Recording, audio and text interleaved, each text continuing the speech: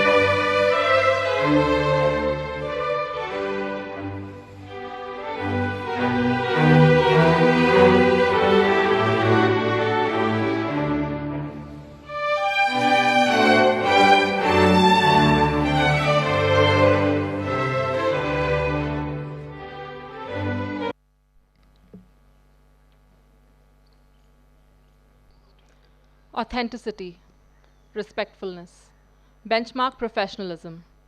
The Vedica Scholars Program for Women recognizes and nurtures these qualities in young women who are visibly committed to personal growth, professional integrity, and academic excellence. The 8th cohort of Vedica Scholars, our beloved class of 2023, is ready to take on the world today, and we are here to celebrate their journey. Over the last 8 years, we have grown in numbers and in strength. Today, our universe comprises close to 700 Vedica scholars, over 200 visiting faculty, and over 350 mentors, with a growing family of advisors and well-wishers.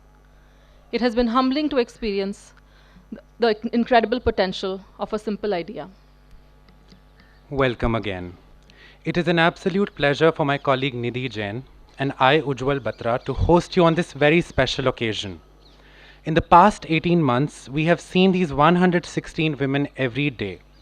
For several reasons, the class of 2023 marks a critical milestone in Vedica's commitment to building an increasing cadre of successful women professionals. We have together seamlessly traveled with an increase in cohort size, coupled with disruptions and uncertainties that were all around us from the very beginning of their journey. However, it also gave us an opportunity to reaffirm and practice the Vedica values of courage, resilience, and empathy.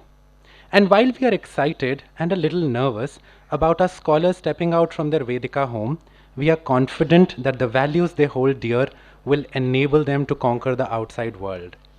It has been a privilege to witness their transformation and transform with them. We can't even begin to imagine what the next few months will feel like with them not around anymore.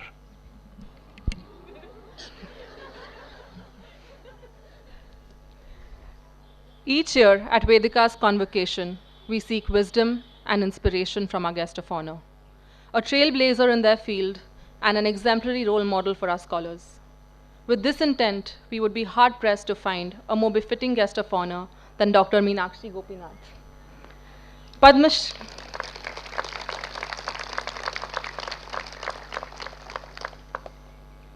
Padma Shri Dr. Gopinath is an educationist and currently serves as founder director of Women in Security, Conflict Management and Peace, an initiative of the Foundation for Universal Responsibility. She is also chair, Board of Governors at the Center for Policy Research and Principal Emerita of Lady Shri Ram College, where she served as principal for 26 years. Dr. Gopinath was the first woman to be nominated to the National Security Advisory Board of India. In recognition of her contribution to the field of women's education and empowerment, she has received several awards, including the Padma Shri Award, Indira Priyadarshini Gandhi Award, and the Rajiv Gandhi Award for Excellence in Education, to name a few. Above all, Dr. Gopinath has been a blessing for Vedica since the very beginning. She is one of our most beloved governing council members, and for all her affection and support towards Vedica, all we can say is that we love her. It is an honor to have you with us, ma'am.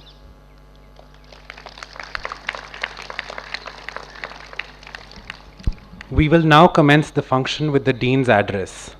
Anuradha Das Mathur, the founder and Dean of Vedica, inspires us every day to pursue our best selves and find the courage to lead authentic lives.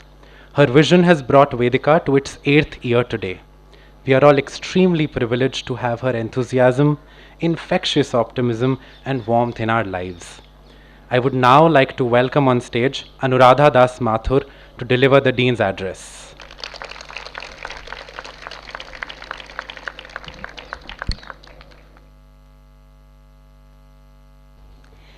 Dewitt Jones, a celebrated National Geographic photographer, says, while the geographic was about creating extraordinary visions, the vision that most changed his life was an attitude that lay at the core of the magazine, a vision he felt compelled to share with the world, a vision that was simple yet so profound. Celebrate what's right with the world. He says, if you focus on what's right, it gives you the energy to fix what's wrong. With wars and mayhem, the recent pandemic, climate change, and other uncertainties surrounding us, it is easy to get consumed by a sense of fear and scarcity. I turn to Dewitt Jones today to remind us to celebrate what's right with the world and hold on to a sense of abundance, hope, and possibilities. Whether from thinking about a stranger's kindness, lasting friendships, a beautiful sunrise, or the powerful display and the thoughtful centricity of Nari Shakti on India's 75th Republic Day, the magic of this afternoon, or what we have built over the last 9 years. By the way, we began showing Nari Shakti a decade ago, and I'm glad India is catching up. Dewitt Jones also says that we all need teachers and mentors to show us hope and what's possible. Today is hugely special to all of us at Vedica and to me personally, because my beloved teacher and mentor, my philosopher and guide, Meenakshi Gopinath, is here as our guest of honor. Without her, Vedica may not have been born, and without her, we may not have realized this possibility and dream. My deepest and eternal gratitude to her.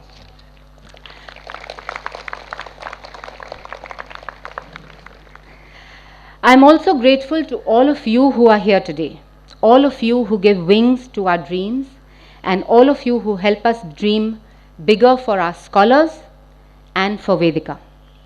I'm Anuradha Das Mathur, and on behalf of the Vedica family, it is my absolute privilege to welcome you on this afternoon to the convocation ceremony of the class of 2023.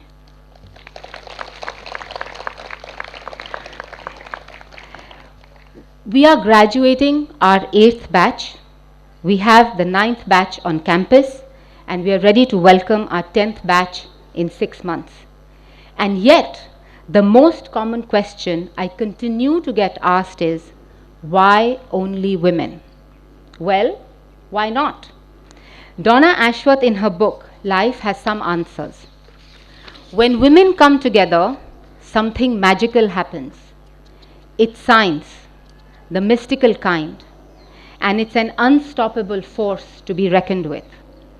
When women come together, an unseen wall is fashioned, built from the wisdom of the breaks we have all endured, and the passion to scream louder so that those beneath us can hear and need not suffer the same. When women come together and tell their stories, the good and the bad, the power created is a tsunami of strength and intuition, washing us all away towards better things, a wave of majesty, wisdom, and connection. When women come together, we are, quite frankly, intimidating. So watch out for those who will keep us apart. They are afraid, we are not. We are the ones we've been waiting for. And the 75th Republic Day parade only reinforced this for us day before yesterday. But as we march out into the world, what are we faced with? We are surrounded by complex environments. There is volatility, disruptive new technologies, inadequate governance, the need for business to balance profit with impact, increasing mental health issues, activism, and demanding consumers. All of this requires multidimensional, inclusive leadership, interdisciplinary perspectives, and generous dollops of empathy, adaptability, and courage. I feel fortunate that ever since our inception, we have tried to inculcate these qualities in our scholars. Vedica is committed to fostering young women to be great professionals, great human beings, and great citizens. Of course, the strongest testimony to Vedica's mission is our scholars themselves, and they do us proud year after year. The flip of this mission is what Winston Churchill said: the price of greatness is responsibility. And we at Vedica are totally up for it. With our 8th batch, a class of 116, we continue to witness the magic of individual and collective growth. It has become tradition for us to explore the significance of the number associated with a batch. And like each year, as we studied the number 8, I had goosebumps. In Japan, 8 symbolizes growth. In the Chinese culture, it stands for victory and overcoming challenges. The horizontal figure 8 mirrors the symbol of infinity. This feels so true to where Vedica is today, poised for growth, overcoming challenges, and all set to last beyond all of our lifetimes. People often ask me how we built Vedica, and I tell them we placed one foot ahead of the other, tirelessly, day after day, and have built what we have.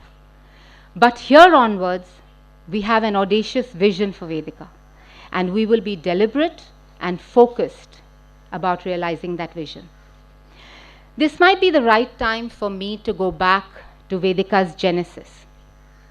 It lies in a conversation around women's dignity and the stark realization that dignity and dependence don't go hand in hand. And if we wanted women to live a life of dignity, they needed to be independent. Independent enough to reject anything lesser. Intellectual, emotional, physical, and financial independence. And then came the next realization that financial independence makes the other three a tiny bit easier. We needed a program that helped women achieve financial independence, build and sustain their careers. Make sure that these young women don't quit. Remember, scholars, if you are tired, just rest. Don't quit. We designed a curriculum that teaches our scholars the core competencies they need at the workplace, but equally, if not more importantly, teaches them all the other attributes critical for success: confidence, self-awareness, the right attitude, resilience, courage, and sisterhood. Unlike many other programs, we urged our scholars to be authentic and become better and better versions of themselves. So what is core to our program? Even as we always see ourselves as work in progress, questioning previously held beliefs, asking what is still relevant and what must change, Vedica's backbone still endures.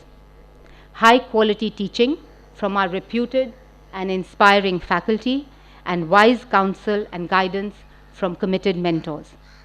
We continue to focus relentlessly on the personal transformation of our scholars and give them the individual attention that they need. Our Shadow a Woman Leader module remains a highlight, and each year we are encouraged by the number of senior women willing to give generously of their time and themselves for 6 weeks. We have built a community of over 350 shadow mentors over the years. Our communication center and our quant center continue to provide an edge to our scholars. Guest lectures, workshops, and exposure to role models that show our scholars the many paths to success. And each year we seek feedback from recruiters on a regular basis to course correct and prepare our scholars better for the workplace. Despite all these efforts, the road to good things is not singularly rosy. This year, like most other educational institutions, we face a challenging job market. Even as the economy is growing well, companies aren't hiring at the same pace because many of them overhired last year in their post-pandemic enthusiasm. Naturally, this has created anxiety in the batch, but together, the scholars and us know that this is short-lived, and therefore we mutually agree to deal with it in the best way possible, adding some lightheartedness to our opening vision of celebrating what's right with the world. We are using these extra weeks available to some of our scholars for meaningful short-duration internships, group reading sessions, especially the newspapers, some upskilling courses, using the opportunity to explore Delhi, doses of yoga and some well-being, and even as all of us work tirelessly to find a befitting role for each of our scholars. I'm reminded of the saying, it takes a village to raise a child. Imagine what it takes for us at Vedica. What is new at Vedica this year? We have become alive to our imminent 10th anniversary and what a 10-year history has readied us for. So far, we have had our heads down, focused on getting the basics right. Now we feel ready to take Vedica to the world, play a meaningful role in informing public opinion and policy, and shaping a world that is ready for our growing cadre of women with distinctive and break-free careers. Our alums, now 750 strong, are already creating ripples of change and leading the charge. Collectively, we will boil the ocean. Our first steps in this direction this year are, we launched Vedica Live with the theatrical adaptation of Lipstick Under My Burqa, which was performed outstandingly by our 8th batch scholars, and the play was directed by our faculty, Raghav Subramanian.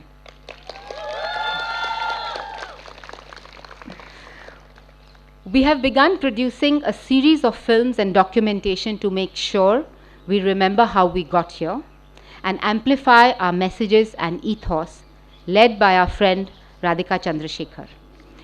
We are delighted to announce our book titled Strong Like Water, Women Shaping the World, to be published by Zuban Books. Rooted in the Vedica story and our scholars, it envisions a new way for young women to be and shape the world, where they embody the qualities of water, a compelling combination of soft and strong. Urvashi Butalia is a friend and faculty in Vedica and the founder of Zuban Books.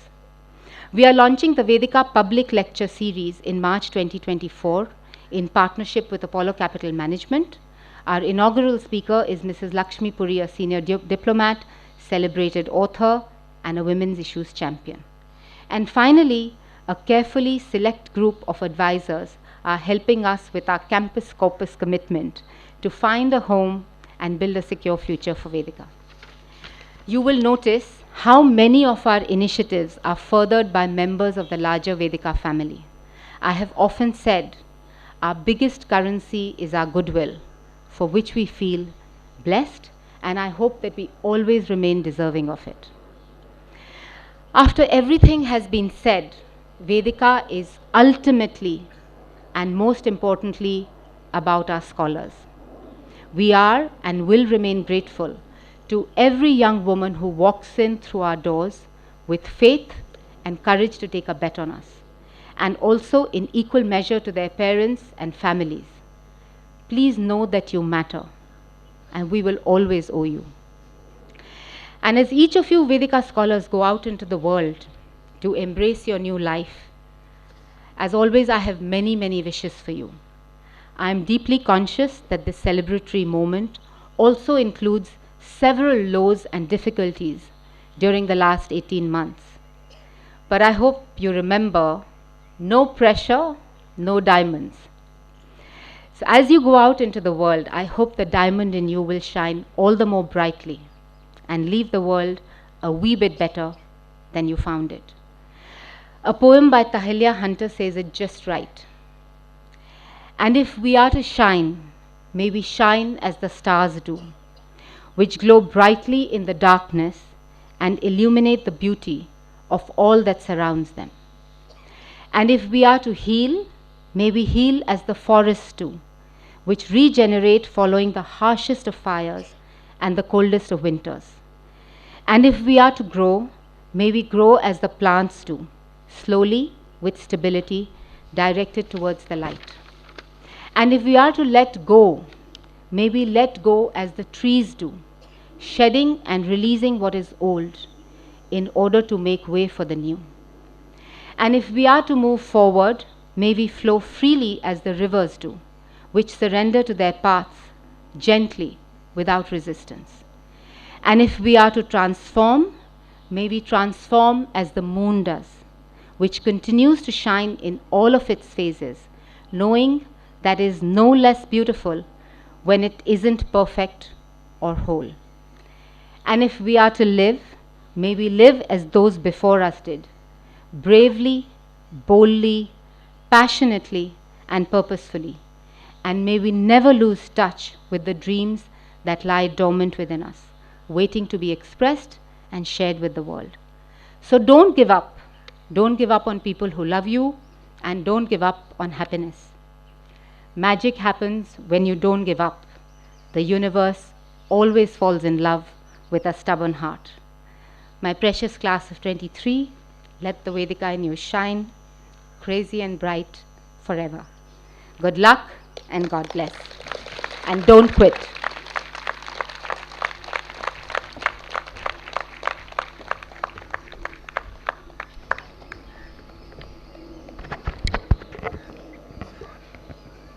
Thank you, Anuradha, for your sage advice and optimism. Your words never fail to inspire us. This now brings us to the most awaited part of the program, the graduation ceremony of our scholars who truly embody the Vedika pledge, being my better self every day. I request Dr. Gopinath to join Anuradha to present the graduation certificates and the scholars to come up and receive their certificates as their names are called out.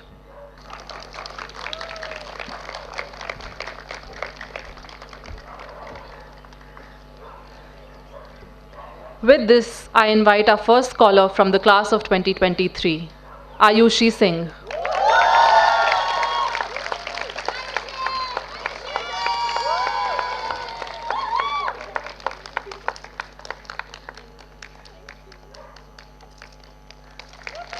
Afreen Ronak.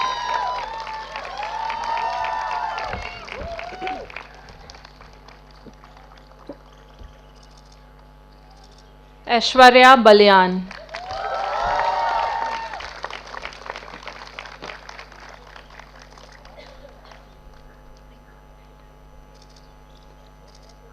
Aishwarya Rathore.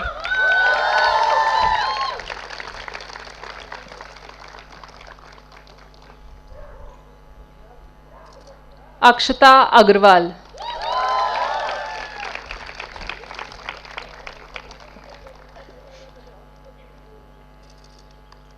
Akshata Saraswat.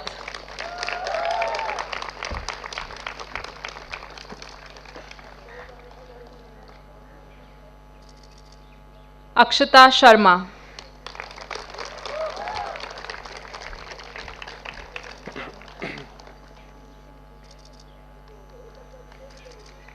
Amisha Sharma,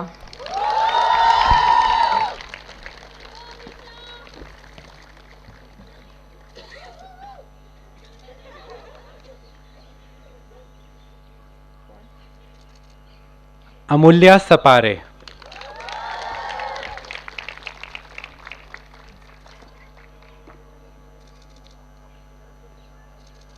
Anamika कुमारी,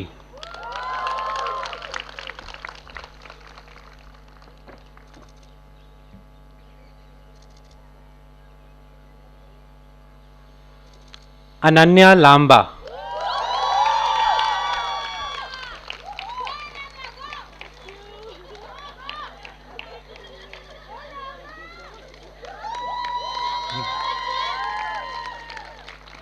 अनुजा जैन,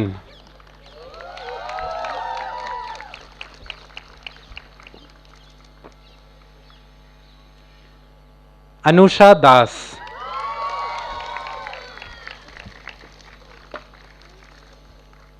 अर्चना बाजपाई,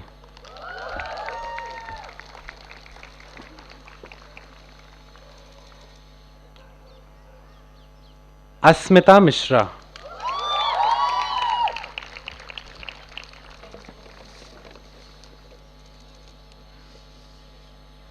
आस्था नोगारिया,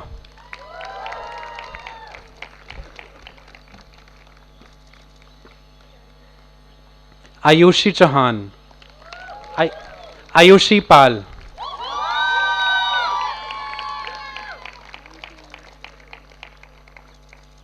आयुषी चौहान,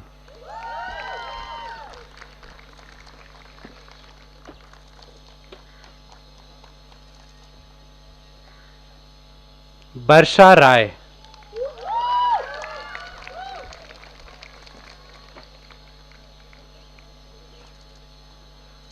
भवगुन कौर,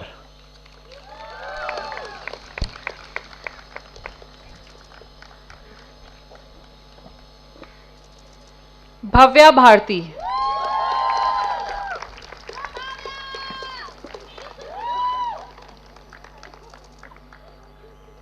भूमिजा ऋषि,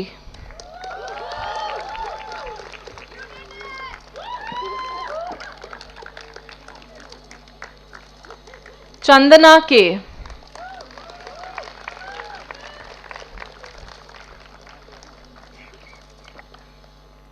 चांदनी मटोली,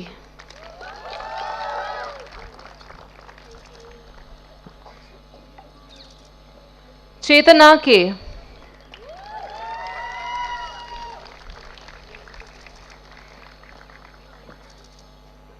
चिन्मय भारद्वाज,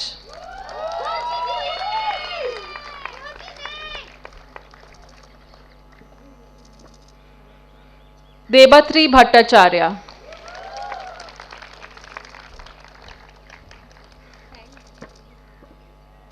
ध्वनि गुप्ता,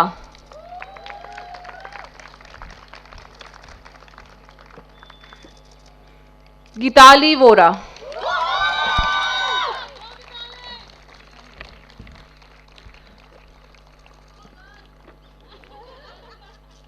ग्रीष्मा शर्मा,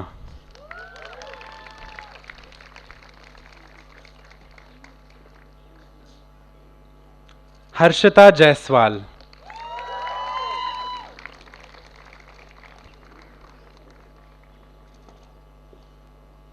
हर्षिता राठी,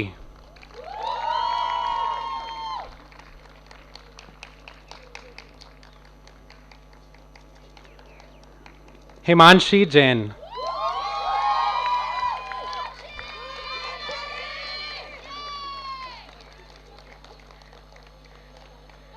इम्ना जुंगला जामिर,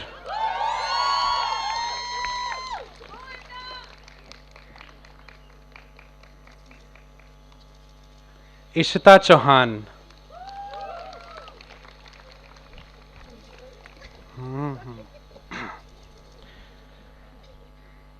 ज्योति कुमारी,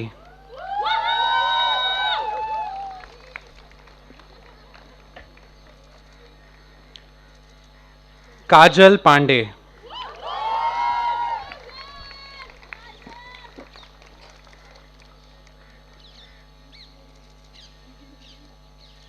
Karishma Khanam.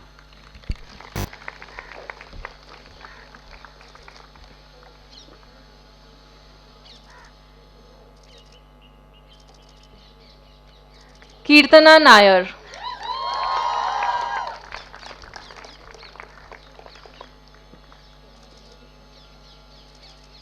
Kirti Vadhva.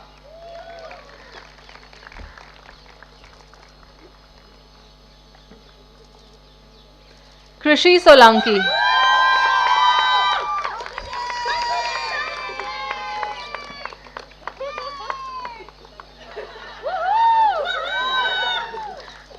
Lovely Saini.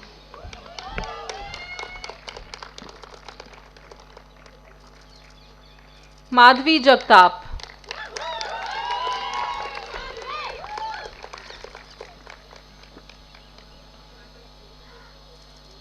Madhuri Khatri.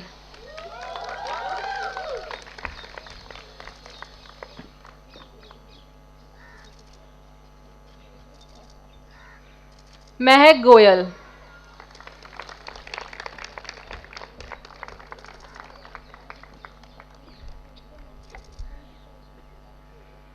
Mahi Pal.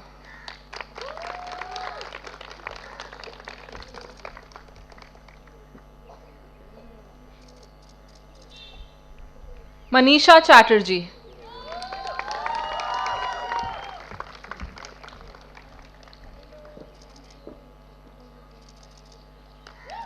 Meghna Chakrabarti.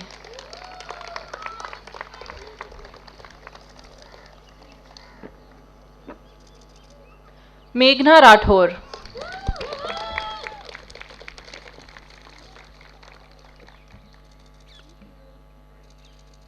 Minakshi Singh.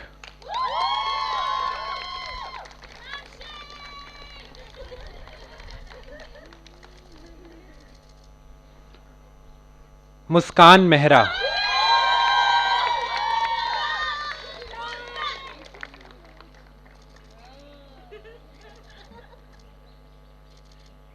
Muskan Sisodia.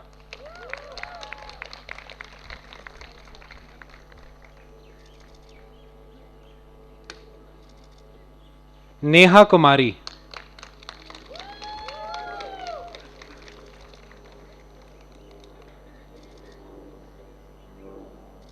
Nikita Devi.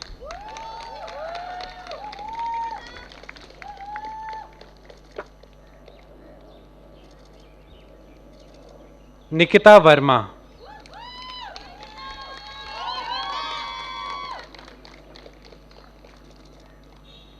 Nisha Yadav.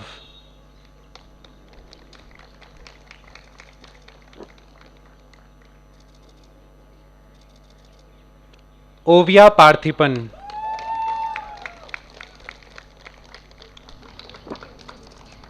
Palak Agarwal.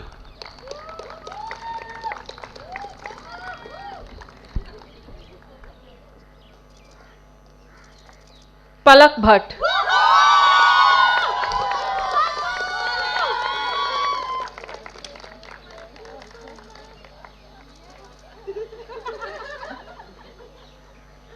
Parul Vadhwani.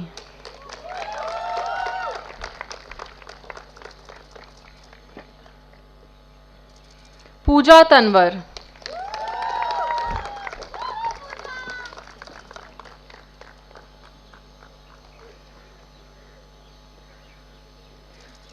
Paulami Kesh.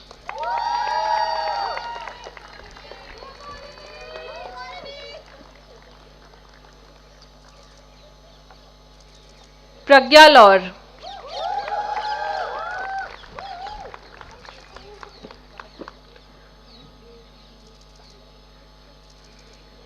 Pragya Sharma.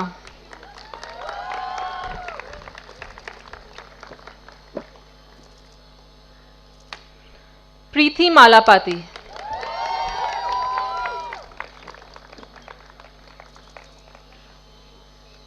Preeti Gupta.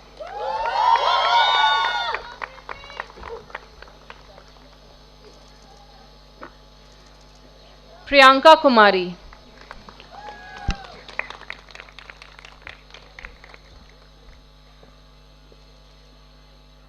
Priyanka Negi.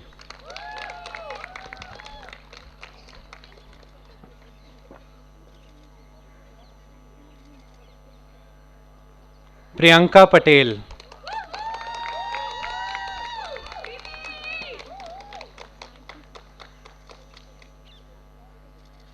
Priyanshi Nema.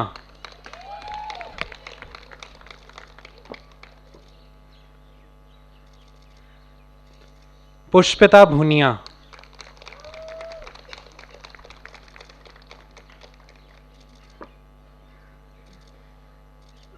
Raina भांबानी.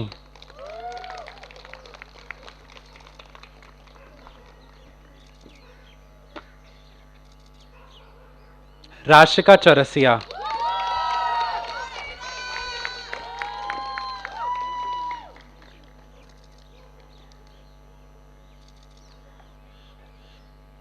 Riya Katiyar.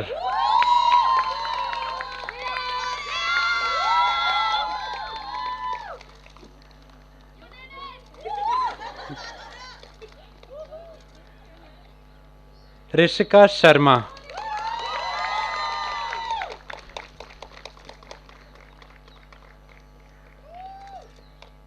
Riya Kumari.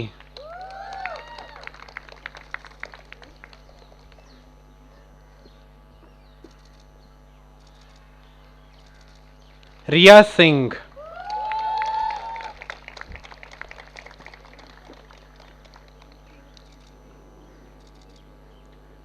Rutuja कोटमकर.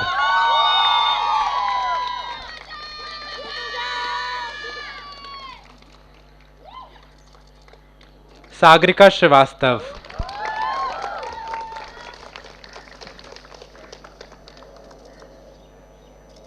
Saloni Sinha.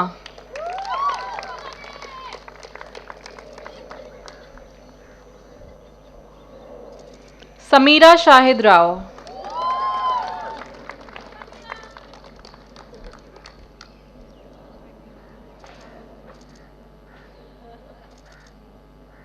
Sana Cheryl Lee.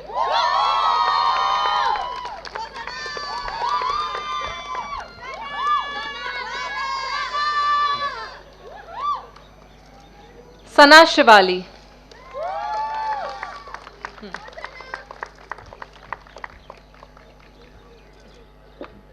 Satya Shri Pujita Iluri.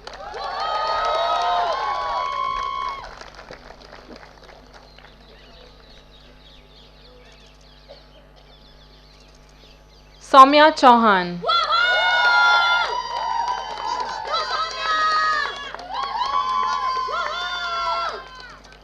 Soumya Sahu.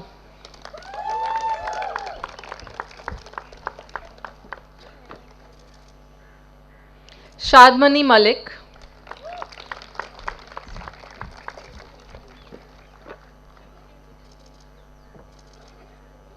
Shakshi Baluni.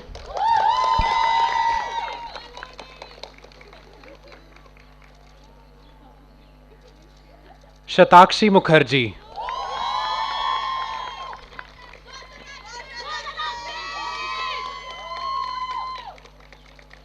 Sheen Kher.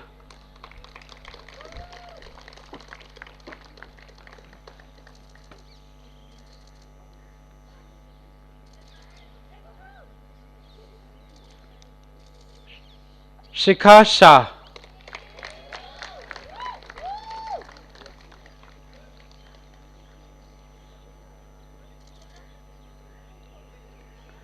Shiva Vaishnavi.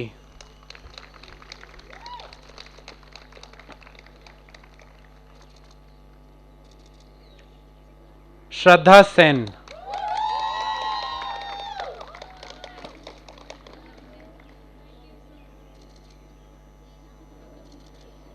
Shreya कंथी.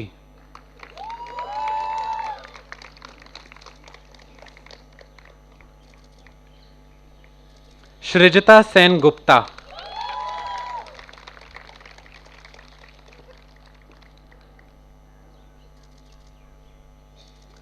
Shruti Mishra.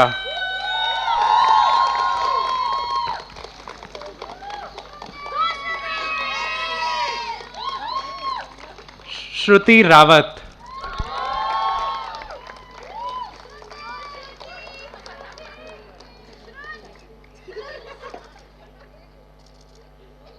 Shubhangi Yadav.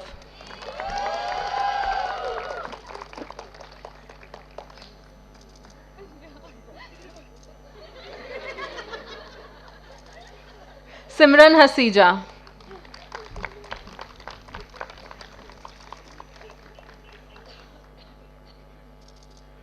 Simrandeep Kaur.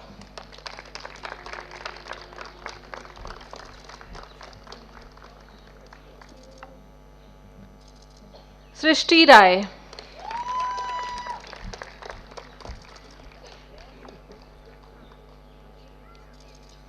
Surbhi Verma.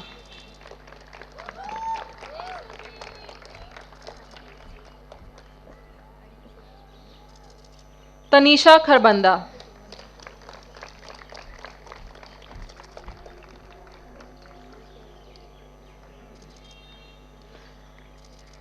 Tanuja Chauhan.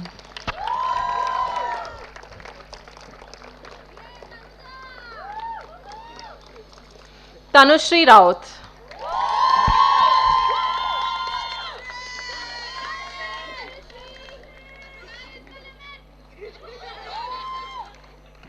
Tanvi Chopra.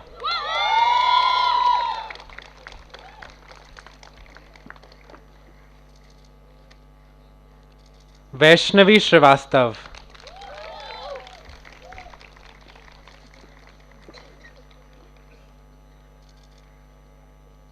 Vansita Agarwala.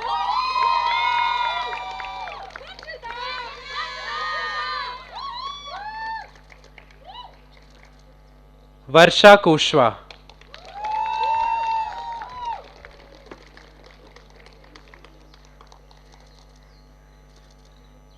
Vedika Chaudhary.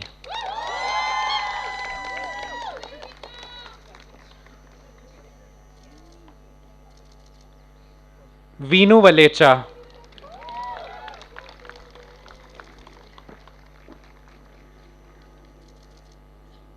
Vidhi Banthia.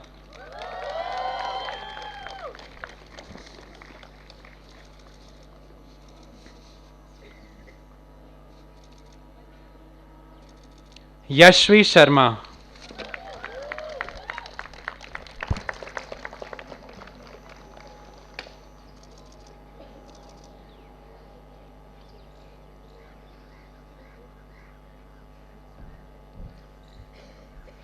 Thank you, Dr. Gopinath and Anuradha, for presenting the certificates. We request you to take your seats.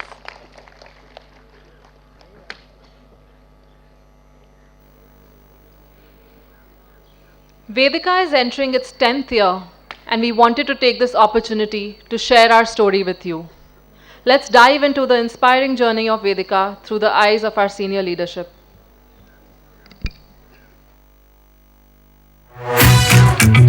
All good? Sound? Can you hear me? Hello, 1, 2, 3, 4. Understand. This is okay? You can hear me? Testing. Testing 1, 2, 3. What shall I say? When we started Vedica, it was really about finding a way for women to live a life of dignity. And when we contemplated dignity, it felt like dignity and dependence don't go hand in hand. And when we thought about it a little more, it felt like financial independence makes everything else a wee bit easier. And the only way I knew on how to make women financially independent was to get them ready to work. I was also quite acutely conscious that women were not making into top MBA programs in the proportion that they should be. And I fundamentally could not understand why that should be. And so I felt that there was a chance to maybe change that equation, and why not get rid of any biases completely rather than trying to correct. Why not just have a program which has only women? Because most business schools, the gender ratio was so skewed in favor of men. If you're an undergrad woman student, you kind of assume that it's meant for men. You know how it is. It's like it's a system that propagates itself. We're seeing a declining trend of women participation in the workforce, even in urban India. And that's shocking, because if you were to just intellectually think about it, and if nobody has consumed that data and you just ask them, hey, what do you think in the last decade has the women participation in the workforce increased or not? I think every well-meaning individual will say 100% it's increased, but it's not. It's almost declined by 50%. And anecdotally, I'll tell you that in India, whatever the problem in the household, the response is the woman just take a break. Everything that's good about women is, she always puts others first. She's always there. वो तो सबके लिए और करती है. Not being in your own story is what you're revered for. We are teaching our young women to be a part of their own story.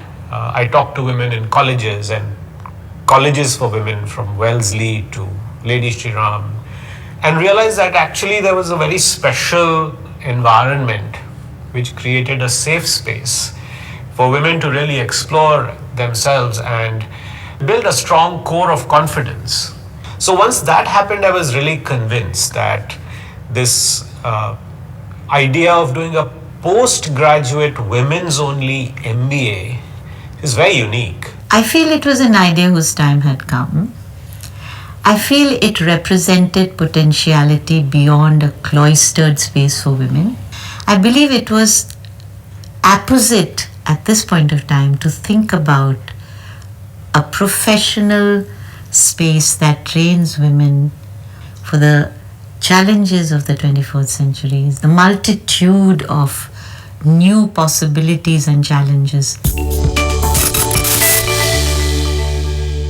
To do something different, we felt we needed to combine stuff. Learning one thing at a time was just not good enough. So, of course, the core, which is management practice, but supported by liberal arts, communication and quantitative skills, and finally, everything that women need to do to succeed in the workplace, which is what we call our personal growth track. Of course, I was very intimately involved in setting up ISB, which is essentially an MBA program. But having set up Ashoka, I felt that the curriculum, the teaching, learning of the MBA program needs to change with the times and involve and imbibe a lot more of the elements of liberal arts and the humanities and social sciences. And of course, I'd also been thinking about more of leadership subjects and leadership development being part of an MBA. I'd never had a chance to put that all together. So I was looking for an opportunity to do that. I think adding liberal arts to management, look, it's a no-brainer in my mind. I think it's a great idea to bring it.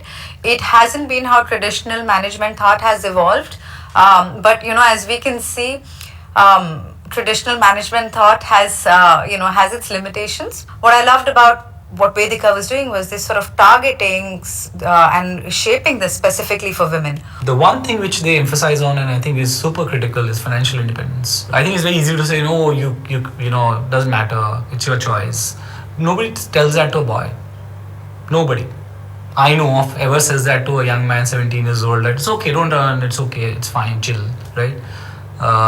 But people say that all the time to girls and women, and I think that needs to stop. Well, it's not just about giving women access to management schools, because women did have limited, albeit, access to the best schools of management in the country. It was about what management schools should be about. And it's about bringing a different sensibility, I would say an engendered sensibility, to defining the contours of what a good management school must offer students. But the crux of these programs for me personally has always been faculty. So even though we had a small class of only 30 odd scholars in the first year, we really made sure that every classroom experience that they had was just stellar quality. And that really makes all the difference. That's really the challenge of setting up these programs.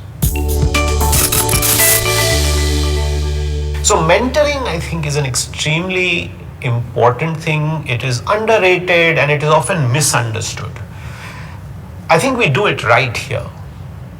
And I think, again, because of Anuradha's experience with the shadow program, which she did with the United States State Department and so on, that the two ideas of mentoring and shadow really clicked. People told me I was nuts. They said ISB gets 1 day to follow a CEO. And you think women are going to give you 1 month? We have every year had more mentors than students. The desire for people to give forward is just fascinating. One of the most important things that you learn from shadow mentoring is the ability to take risks.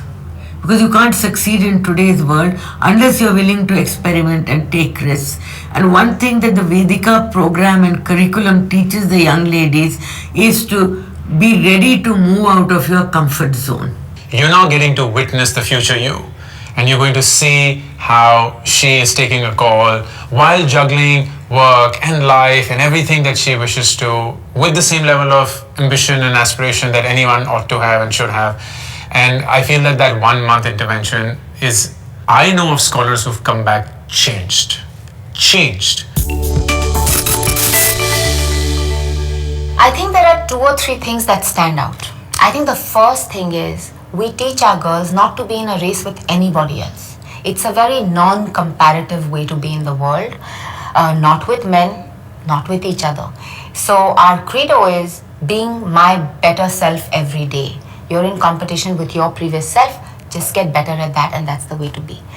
If they can be the best in what they want to be, they can be the best version of themselves without falling into the rat race, but yet I think constantly understand where society is evolving, where women are feeling challenged, where they need the help, and continuing to be different, not for the sake of it, but because it's the right thing to do.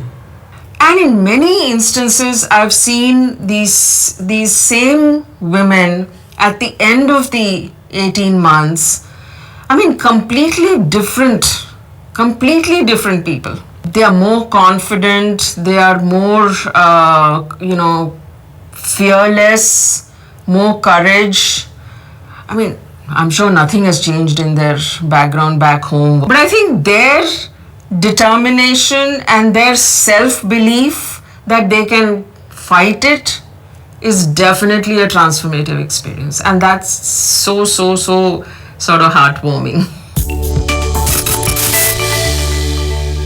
There are many moments where there is not a temptation, but quitting, slowing down, stepping out feels like an available option.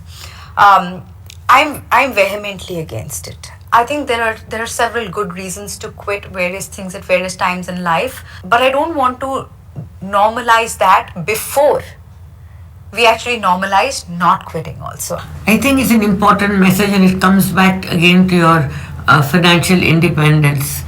So young girls who go through the Vedica program, even if after a few years they get married and they want to take a break, they take a break with the confidence that they will come back. I get asked a lot what would look like success for Vedica. And I think it's when women don't quit. Dropout rates right now, I mean, I went to LSR and only 15% of my class of economics honors is in the workforce in a formal way. And I feel like it should definitely reverse, if not be even much lower. So if we have a dropout rate from the Vedica cadres that is less than 10%, that they have break-free careers, that's what success would look like. I think this can have a profound impact on the workforce. They are kind of different. They are quite a power unto themselves. They certainly go toe to toe with any top MBA program, but then they bring that extra bit, which is this commitment to furthering the gender diversity and balance at the workplace. I think as the number of Vedica scholars gets critical mass, some of this change is going to start happening. And as these professionals start to get embedded in the workplace, they start to develop a voice of their own in their organizations, and ideally beyond their organizations, just use that voice to drive the message, to create, be role models, not just for incoming Vedika scholars, but for other women in the workplace. Create role models not just out of women, but out of men as well. What's going to happen, in my opinion, or what could happen in the certain case of Vedika is Vedika recognizes that one Vedika is not enough, and it certainly isn't. So you need to have a hub and spoke model where somehow the entire ethos of Vedika's vision gets imparted in a way that the hub controls it or decides it or narrates it, and then the spoke just goes ahead and delivers that. So long as it remains a work in progress and never becomes sort of, shall I say, feels that we've arrived. So long as it constantly raises questions about where we are headed. Because tomorrow's questions will be different. Today's answers will not respond to tomorrow's questions. But to be alive to the moment continuously, to be self-reflexive, this is the biggest challenge. I feel like it's a really interesting social experiment. I think what we started has turned out to be this fascinating lab, which is creating a cadre of women that are going to change the way the world is, the way women are in the world, and the way men are in the world. I think it's really about a different balance, a different construct for everything. 10 years of Vedica, 10 years of empowering women in the workplace. Hashtag, we can be anything. Hashtag, don't quit.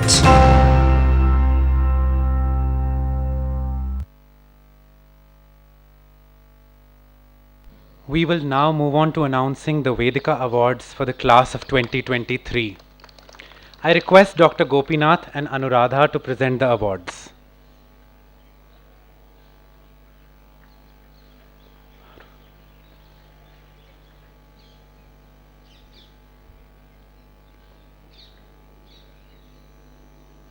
The first award, the Vedica Ambassador Award, has been instituted to acknowledge those scholars who have relentlessly advanced the mission of the program through their efforts. Please join me in congratulating our awardees. Parul Wadhwani,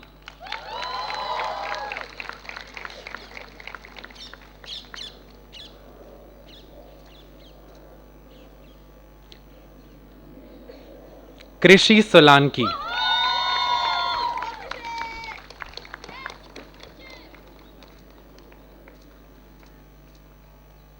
Samira Shahid Rao,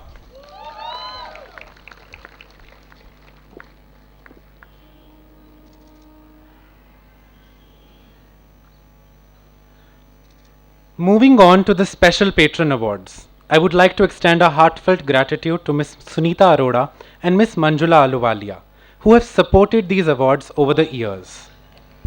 Ms. Sunita Arora has always strived to create change through a commitment to empowering women in society. The Award for Social Entrepreneurship and Academic Progress recognizes young Vedika scholars who demonstrate a similar commitment to driving social change. This award goes to Vaishnavi Srivastav.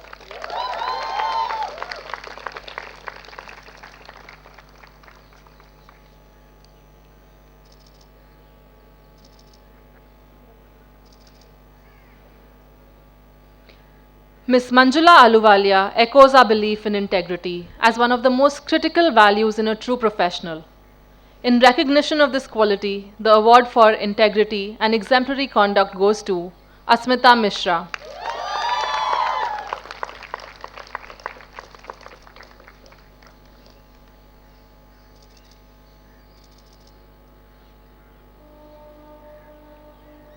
The Renew Emerging Green Scholar Award, supported by Renew Power, for promoting sustainability initiatives at the program is awarded to Palak Agarwal.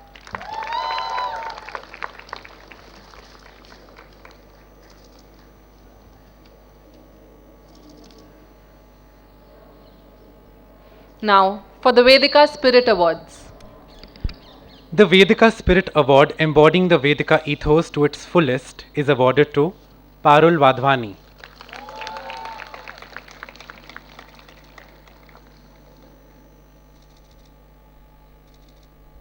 And Kirtana Nair.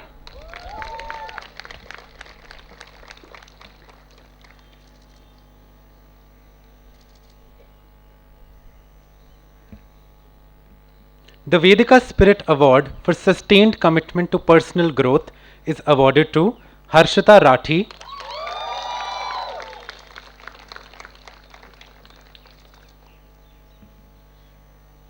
and Soumya Sahu.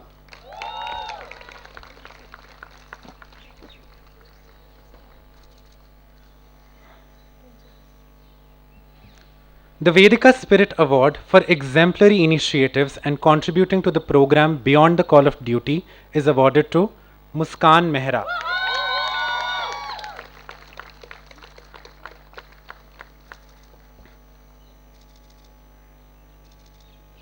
The Vedica Spirit Award for intellectual curiosity and academic excellence is awarded to Vidhi Banthia.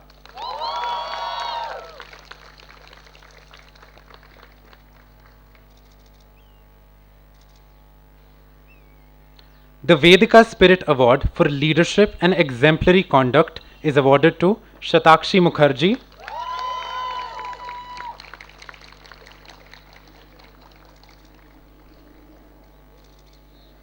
and Preeti Gupta.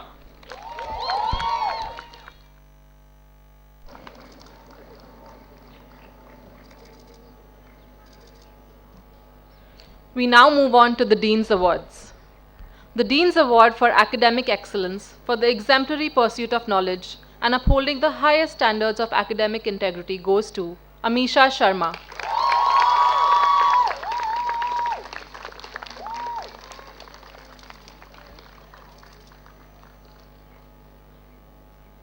And Vidhi Banthia.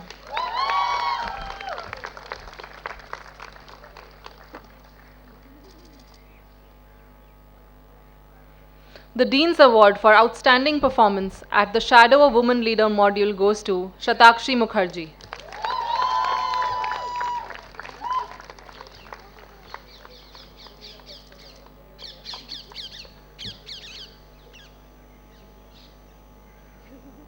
Shatakshi, we'd like to invite you to say a few words.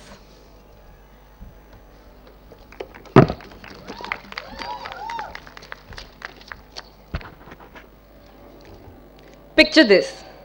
It had been a week since my batchmates had been connected with their shadow mentors, and I was the only one remaining to find who I would be shadowing. Numerous thoughts were running through my mind.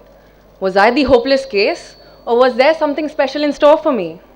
One evening, Medha called to say, "You will be shadowing Irina Firstova, Director of People and Culture at the Coca-Cola Hellenic Bottling Company." Is this real? Am I dreaming? As I pinched myself out of the shock and surprise of it all, I understood the value of patience. I realized that I had to trust the journey. And I'm so glad that I did, because the destination was worth the wait. In under 20 days, I arrived in the beautiful city of Bucharest. The thought of navigating a foreign geography, language, and culture intimidated me. But Google Maps and Translate were my saviors, leading my inquisitive mind to kind hearts who not only answered my questions, but offered so much more in the form of advice, connections, and friendship. Seek and you shall find. This was my second takeaway. Each day offered more than the last. Irina had just been promoted and was always only a call away. Amidst her travels across Europe, she opened myriad doors for me. I spent 10 plus hours at Europe's largest manufacturing unit. My 10-year-old self would never have fathomed that I would get to witness the magic behind the scenes, let alone receive personal tours from the creators of magic themselves. I was also tasked with designing and implementing an L&D project. It felt daunting at first. I doubted if I was capable of delivering on it, but Jules became my pillar of strength. She taught me to believe in my capabilities and encouraged me to step out of my comfort zone. I'm truly grateful for the people who had my back throughout. To Irina and her wonderful people at Coca-Cola, my parents, the Vedica team, and my dear friends. Your support helped me regain the ground beneath my feet when I felt out of depth. My third and biggest takeaway: you are never alone. You always have people you can fall back on. I think it's safe to say that I wasn't the hopeless case, and there was something special in store for me indeed. Thank you, Anuradha, and the program team for entrusting me with this one-of-a-kind opportunity. I'm truly honored to be receiving this award today. To the class of 2023, I hope we carry hunger in our pockets to every uncharted territory, take on challenges that seem bigger than ourselves, and remember that we are never alone. Thank you.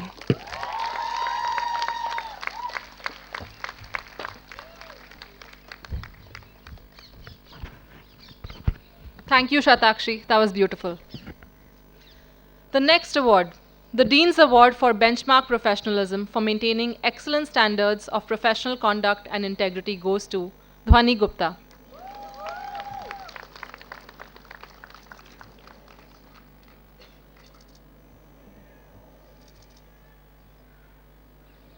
Dhwani, we request you to say a few words.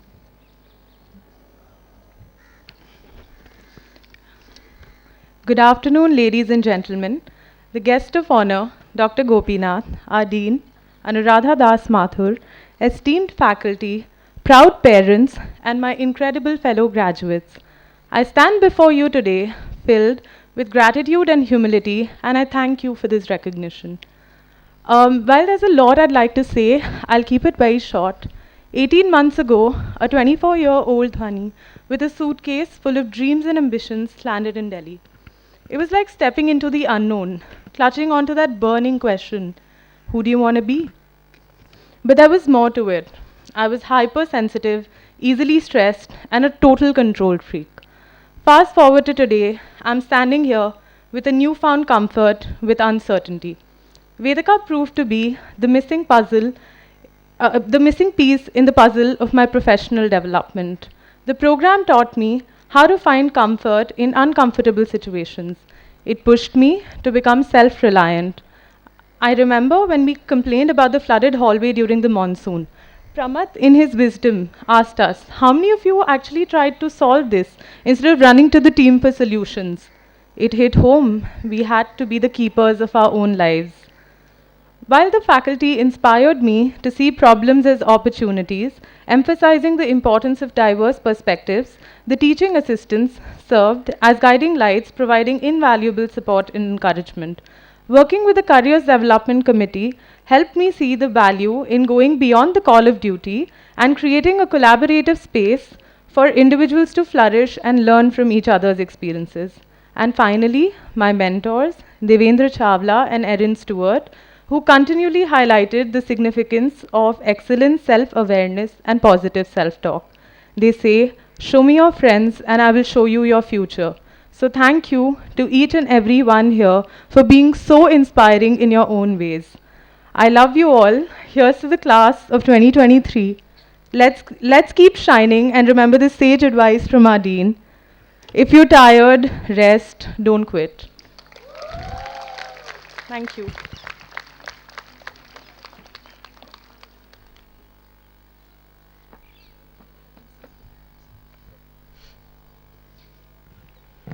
All these achievements wouldn't have been possible without the support of our beloved professors. We are honored to present one of the most special awards of the day, as per the Scholar's Choice, for upholding the Vedica ethos in the classroom and for helping our scholars realize their true potential. The Professor of the Year award goes to Ankur Kulshrestha.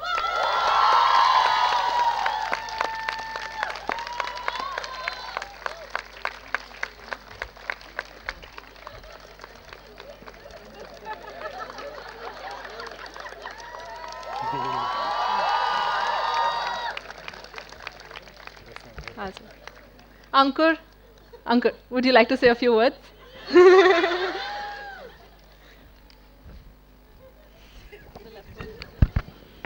Well, perhaps the MC did not realize that it's easy to give mic to the professor. It's very difficult to take it back.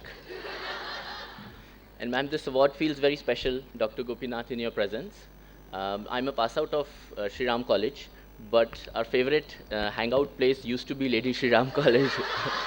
So brings back a lot of memories, back then. Well, this is the first time perhaps I'm addressing both the sections together. And a lot of tricks that we have played perhaps won't work today.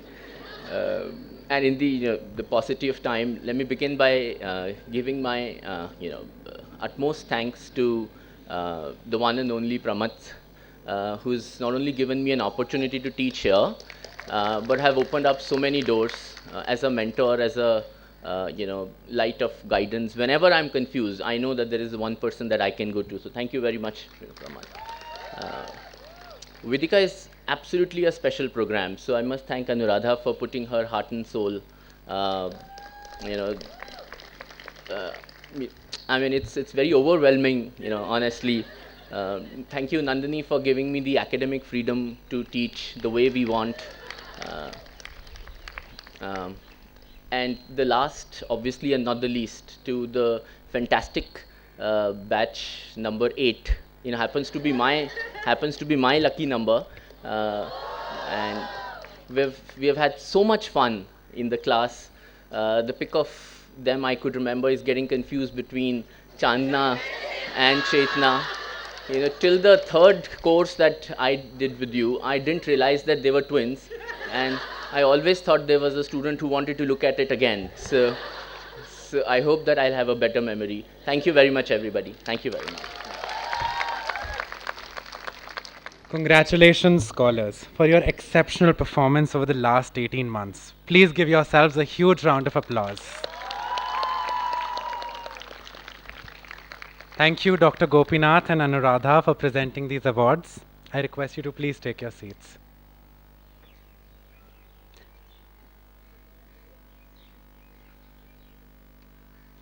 We would now like to invite Parul Wadhwani to deliver the valedictorian's address.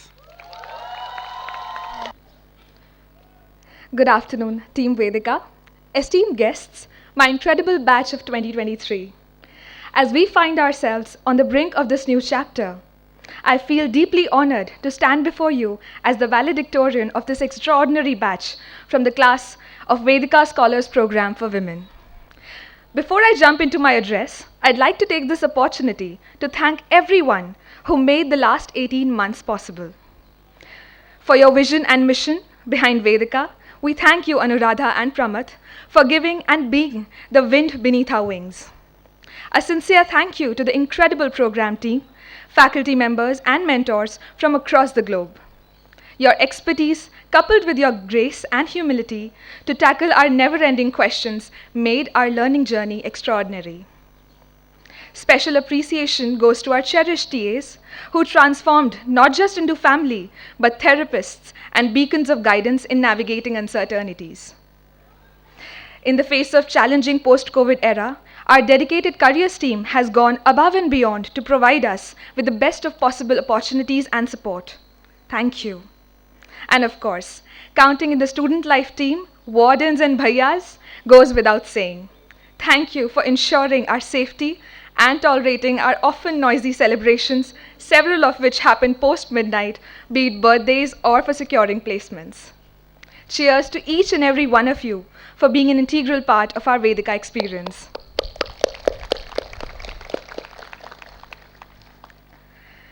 There's a picture hanging in my living room that has a quote marked in bold saying, "You will have everything that you've ever wanted in life, not just all at the same time." That's so true, right?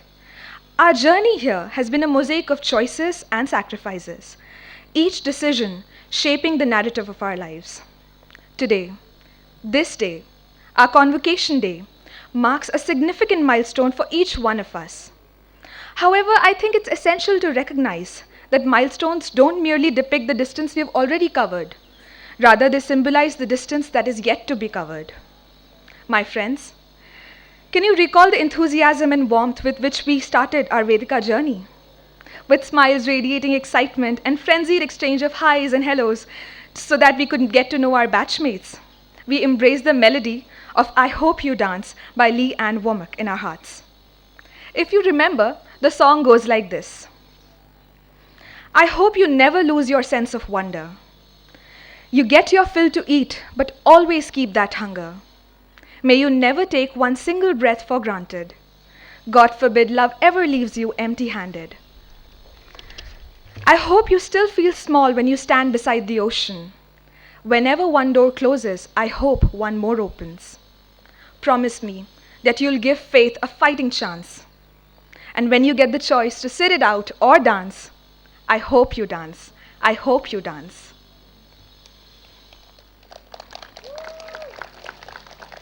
Going forward, my hope for all of us is that we can adopt the essence of this wonderful song. I hope we never lose our sense of wonder. Our batch of 2023 boasts a remarkable scholar profile from all corners of India. We saw a Sakshi embracing the liberating experience of living away from her hometown for the very first time, a Madhvi delivering a stellar speech in Raghav's public speaking course, and a Kirtana executing a 360-degree career transformation from architecture to management. From the northeast to the down south, several unique elements formed an integral part of our journey. With the way you greet challenges with a smile, the way you provide critique, and be the way you ask for help, each and every one of the 115 of you inspire me every day. I hope we get our fill to eat, but always keep that hunger. Meeting course requirements, completing assignments, and matching deadlines is commendable, but let us always retain the curiosity to question, clarify, and make our voices heard. This commitment to evolve, no matter what, into better versions of ourselves will keep the hunger in us alive. May we never take one single breath for granted. As educated, working professionals sitting here today, it's imperative to acknowledge the efforts of the women who paved this way for us. While we express the gratitude to our ancestors, let us also recognize the vast community of women sitting beside us, who may one day look up to us as guiding lights.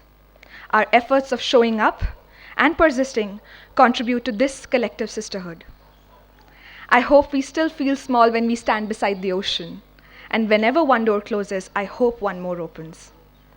From VVEC to shadow internships, and from PowerPoint presentations to challenging deliverables, one thing is assured, that life will inevitably throw challenges our way. While we may have learned the diverse aspects of corporate life, let us always resist the temptation to compare our unique journeys with our colleagues or batchmates. With humility and tenacity, let us strive to never settle for no as an answer. After all, the choice to see ourselves as just a drop in the ocean or the entire ocean in a drop is ours to make. Promise me that you'll give faith a fighting chance. But faith in what? Faith in the support we receive from our parents, our partners, peers, and even our pets and plants that fortify our foundation. Stepping out from here, life will present numerous turning points. In those testing times, let's have faith in our potential, both proven and the yet to be proven. And when we get the choice to sit it out or dance, I hope we dance. While juggling with life and career, there will be moments when the music will slow down, the heartbeats will race, and the challenges might urge us to settle for less. Yet, my dear batchmates, I implore you to dance. Dance with grace, dance with passion. Congratulations to every one of us. Onwards and upwards. This is the batch of 2023 signing off. Thank you.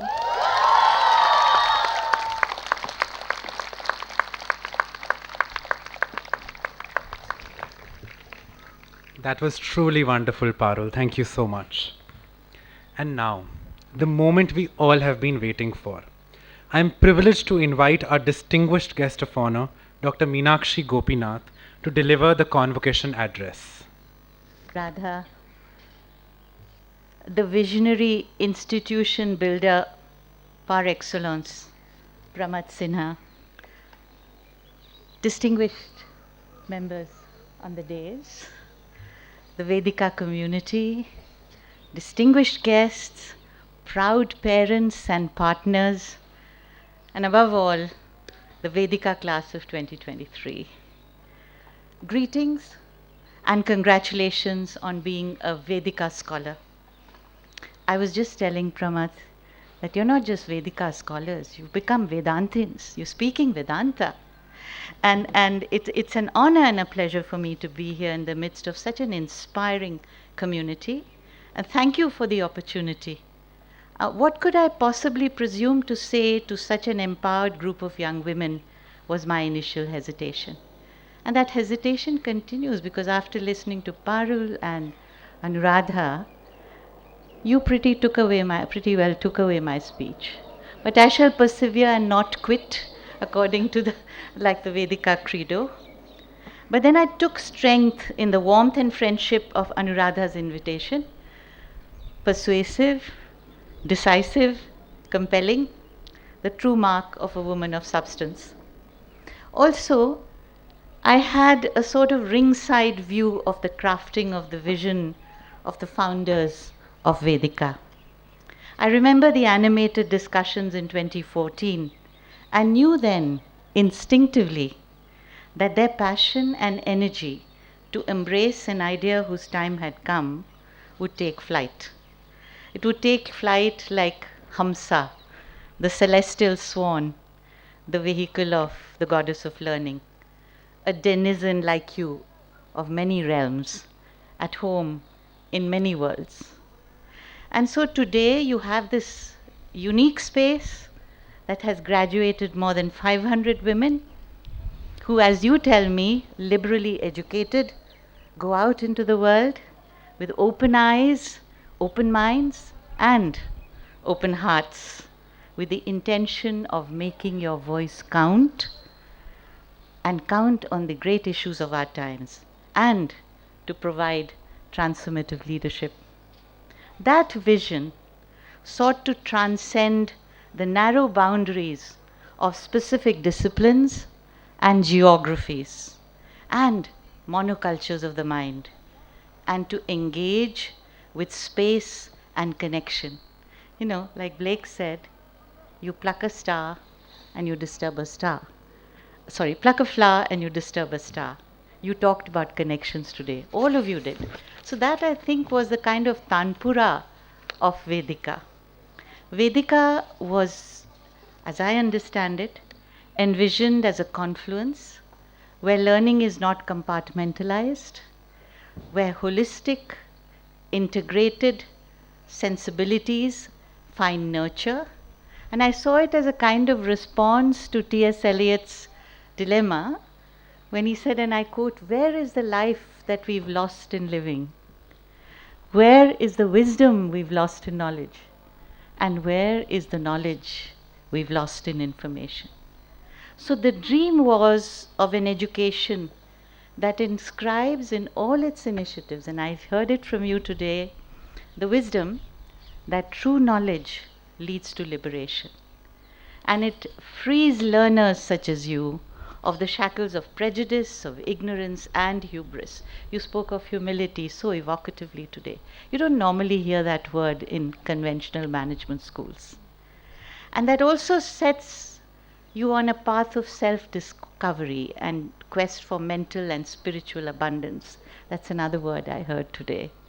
As a corollary, it reminded me of crossing limits to engage with possibilities. The old Roger Bannister story about how he broke the 4-minute mile, right, in the 1950s, at a time when it was considered to be an impossible feat. And within 2 months of his crossing that Rubicon, 3 other people crossed it. So it was really creating a mentality of abundance.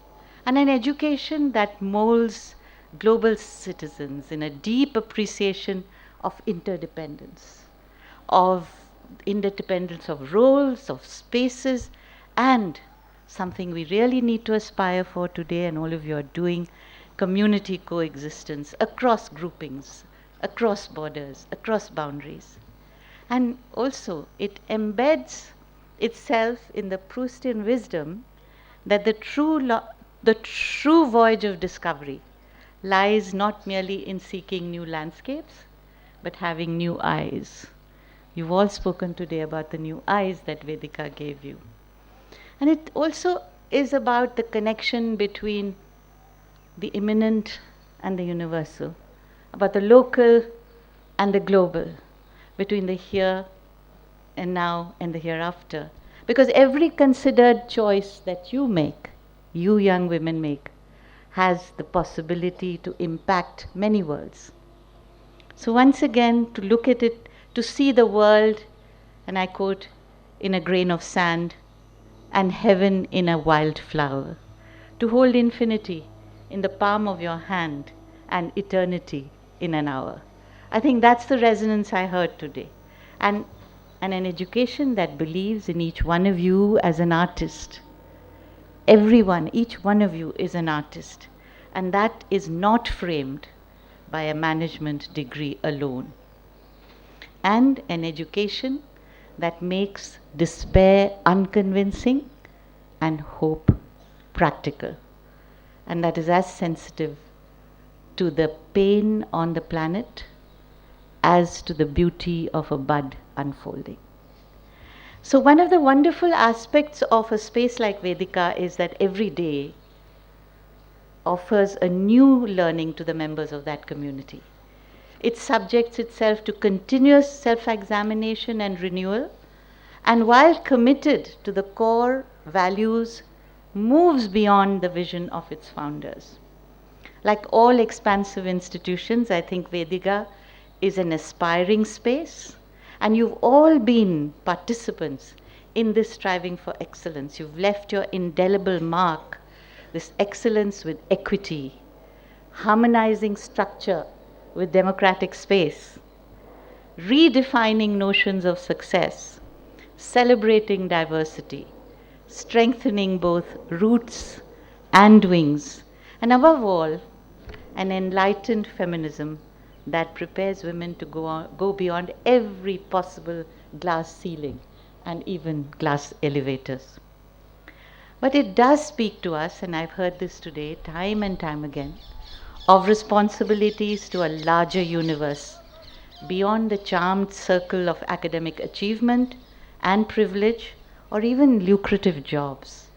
As inheritors of that tradition, you have several exciting tasks set out for you beyond purely professional achievement. And that is leadership. Leadership is not a noun, it is a verb, a continuous work in progress, an unfolding tapestry of possibilities, reflecting each one of you as master craftspersons, and you are equipped to play that role. A responsibility that is vested in each one of you, each one of you.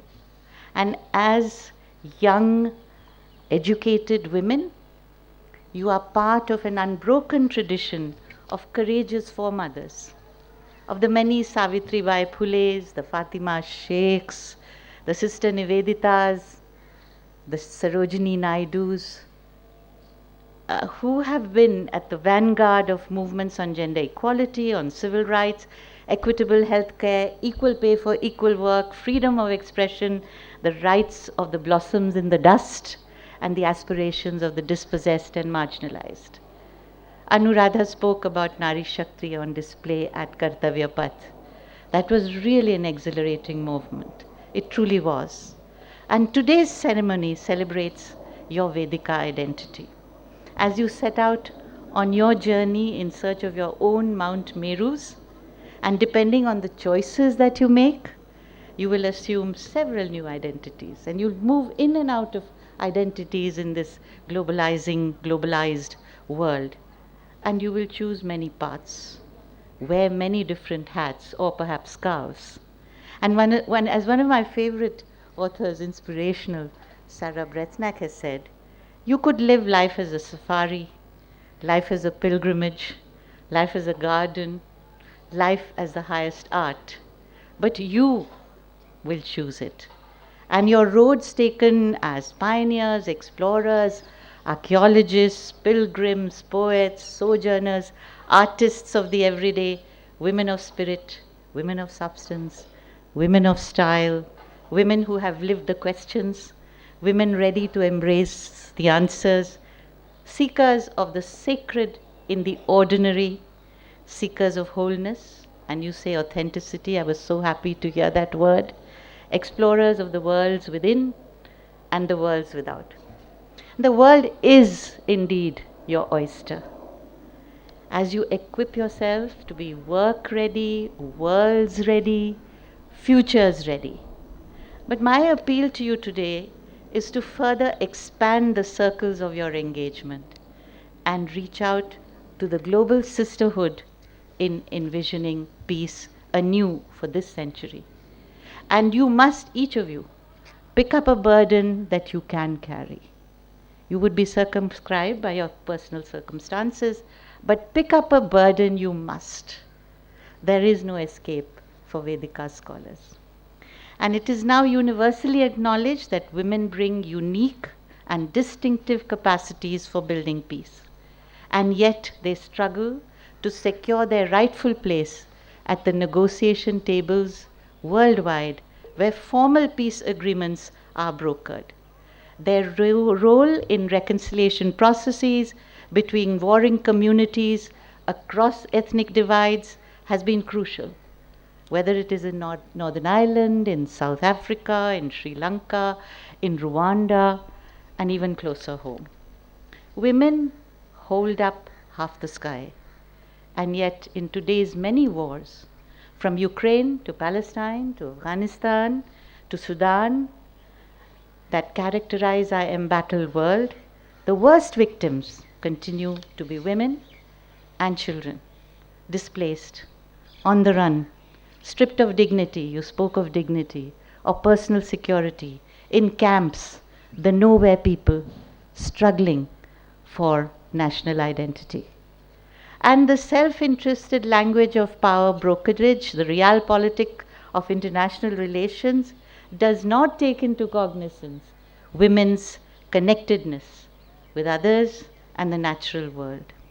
Which is why true feminism of the kind that is, shall I say, transmitted, not taught, transmitted in a space like this, speaks up against war and the cultures of militarism and triumphalism and muscular politics that legitimize violent conflict. And even within national borders, it interrogates structural violence perpetrated by patriarchal practices, whether it is in the family, the community, or the state, and also the complicities between them.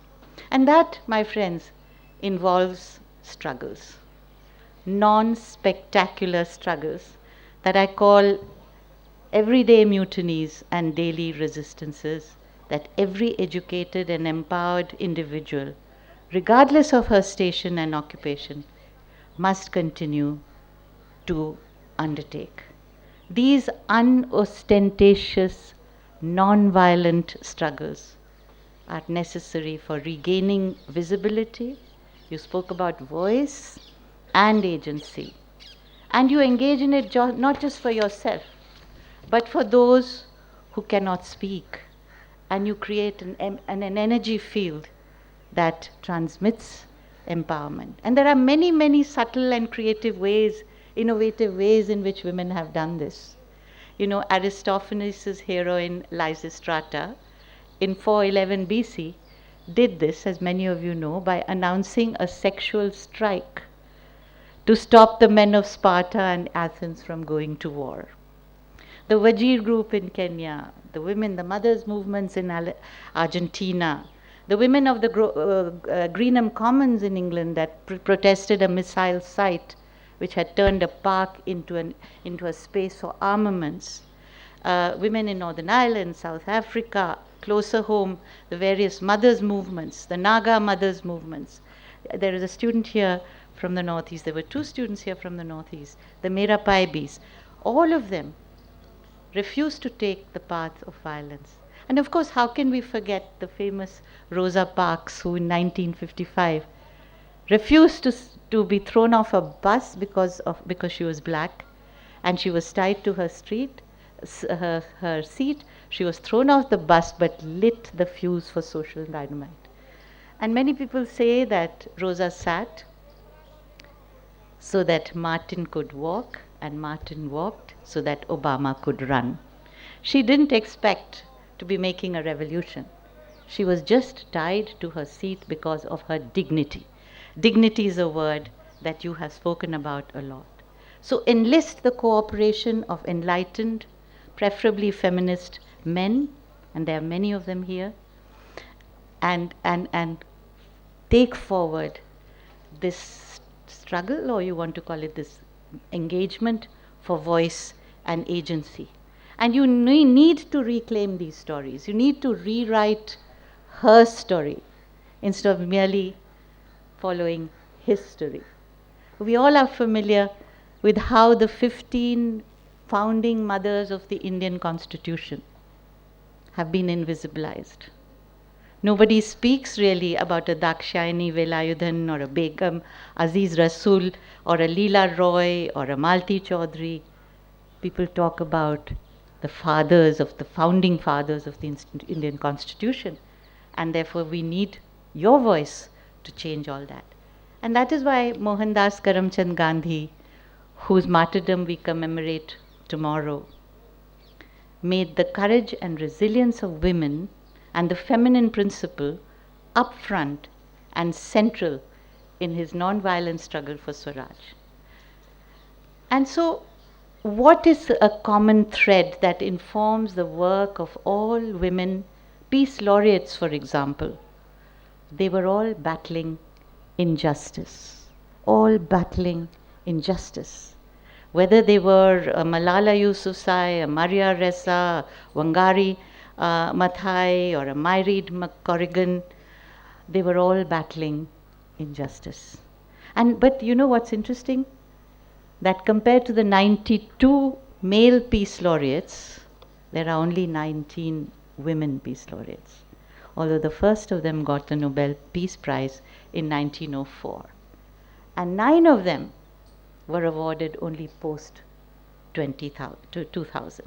But they all spoke a shared language, a language that gives utterance to aspirations of human dignity, a language that gives voice and hope to the oppressed the world over, a language that, seeing interconnectedness and coexistence, envisions a kinder world, the language of the ethics of care, which you will take into the many spaces that you will inhabit, and a language that recognizes that peace in our world is indivisible, and that it cannot happen at the cost of the many, and that there is a difference in understanding power as pushing down and pulling up, which is what all of you have been charged with doing.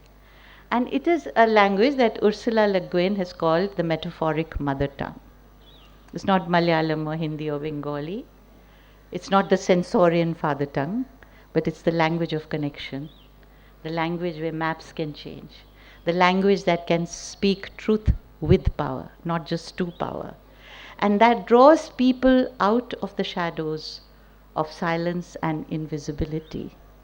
And above all, it is a language that is always on the verge of song. So we spoke of voice and visibility, and where do spaces like Vedica come in here? What do scholars like you do here in this context? First, you recognize that women are the world's greatest unutilized resource, and that you contribute significantly to social capital. Know that, even though many parts of the world may still undervalue you. Second, that new metaphors are needed and new narratives are needed to redefine both leadership and power. And women are the key. And therefore, you have to challenge epistemic injustice as well. The kind of injustice that leaves out the 15 founding mothers out of your textbooks, and several other lives of ordinary women who do extraordinary things. And most importantly, that this century is poised to be the century of women, and the one in which the unfinished agenda of women's equality must be completed. Incidentally, you know this better than I do, that studies have shown that women's programs receive higher ratings than co-ed institutes in equipping their students with skills that employers are looking for today.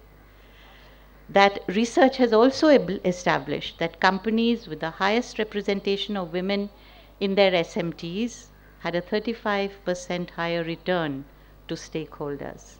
And women have the ability to work with diverse teams with effective communication skills that are collaborative and not competitive. So Anuradha spoke about a women's institute. A women's institute is not a cloistered space. It is not quaintly out of date or out of touch with reality. It is metaphorically not merely a room of one's own, but in many ways functions as an alternative public sphere, a civic space infused with powerful traditions, norms, and values, sensitive to systemic exclusion and barriers to success, committed to a pedagogy that liberates rather than domesticates. I know I've gone on for too long, but I do want to share with you that around the world in the higher education space, the student demographic is changing in favor of women. Today, women in the higher education space at the entry level are 49.6% of the total population. In the last 8 years, they have been 51% of the new entrants that come in. And yet in 2015, there were only 3 women vice chancellors. Today, they're inching towards 20%. There is a recognition that they do bring different notions of pedagogy, open minds, shine the light where it is needed, and they do have a sense of commitment to education which is about refining one's sensibility and not only preparing you for jobs. And yet we've seen what happened to Claudine Gay in Harvard recently, although we have the best universities in the world today have women vice chancellors, Oxford, Cambridge, MIT, and so on. So today, India is leading the call among the G20 nations on women-led development, even as we live in a world of bewildering change. We live in a world which is seeing a simultaneity of autumn and spring, where everything seems somewhat pregnant with its contrary. So how do women leaders in India navigate this complex universe to create not just safe spaces, but brave spaces, the yin and the yang? On the one hand, we have the immense possibilities of the Women's Reservation Bill. On the other, the decline in the female labor force participation. Women helming our space programs and entering the public sphere with the highest voter turnout than in many constituencies, but at the same time, the continuing incidence of violence against women. So navigating this space for women, and I'm going to end very soon, will need both strategy and ethics. It's not going to be an easy walk. It's not going to be a dance. It's not going to be a bed of roses. Strategy and ethics. It is a daily negotiation involving expertise and perspective, and above all, what all of you have in abundance, equipoise. It is about putting forward the individual identity and at the same time collaborating. It's about the exaltation of geese in motion. And as a young student once said to me, too many women in too many countries speak the same language of silence. You've heard that poem. So how do we give words to those who cannot speak? Breaking the silence ethically and strategically in any context where you're upholding justice requires skillful means. Gandhiji's example, the most effective communication, and he was not, in that sense, a flamboyant communicator, but he was the most effective communicator. It involves a balance between satya, truth, and non-violence. There's this famous aphorism which says, Satyam bruyat, priyam bruyat, na bruyat satyam apriyam, priyam cha nanritam bruyat, esha dharma sanatana, which means speak the truth, but also speak it pleasantly. Under no circumstances speak the untruth merely because it appears pleasant and you want to please someone. This is the exhortation. This is your convocation message. And this is, in a sense, the perennial law. Raise your words, but not your voice, as Rumi said. It is the rain that grows flowers, not the thunder. Anuradha's book about water, water that wears down the hardest rock, is a good talisman. This is a talisman for work, for home, for community, for nation. Cultivating that balance is a lifelong sadhana, especially when you fight for a cause. You feel so impassioned that you feel the need to shout out aloud. But there are silences that speak louder than words. It's a great weapon. It is necessary that we must continue to sort of try and introspect about our motivation when we speak. Is it true? Is it necessary? Is it kind? Is this the right context? All management schools talk to you about timing and context. When do you speak? When do you hold back your words when they have greater resonance? Your voice, both materially and metaphorically, is your calling card.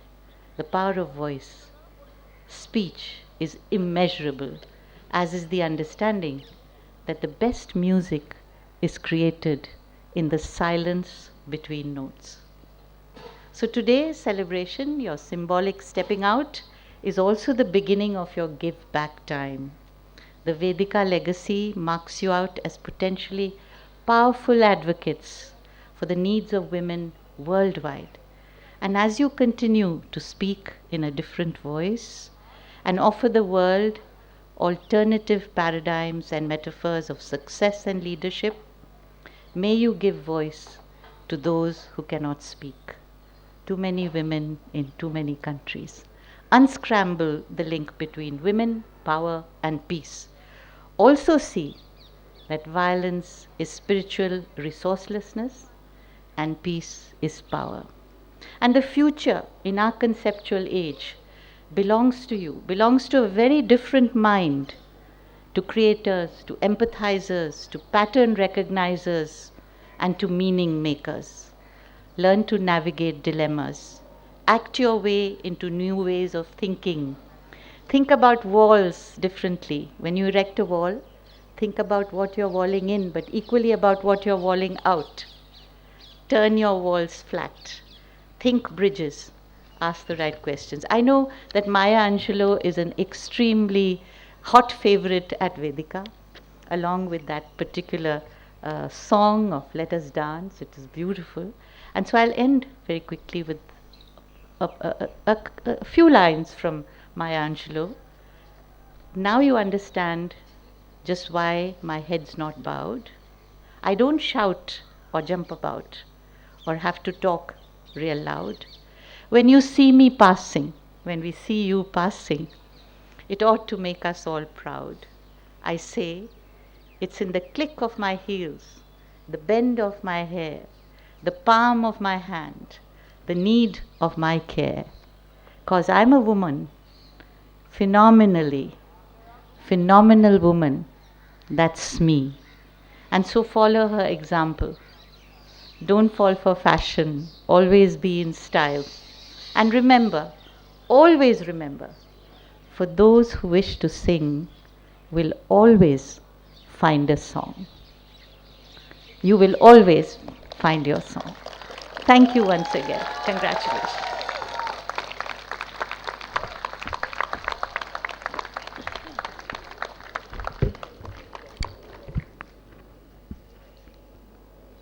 Thank you, Dr. Gopinath, for showing every young woman what is possible when one dares to dream, for embodying the Vedika way of being, soft and strong, and for reinforcing the Vedika credo, don't quit.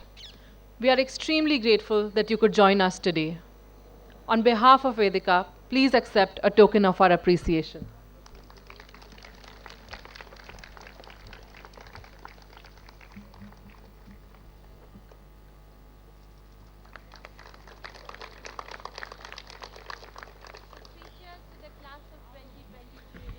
Hooray!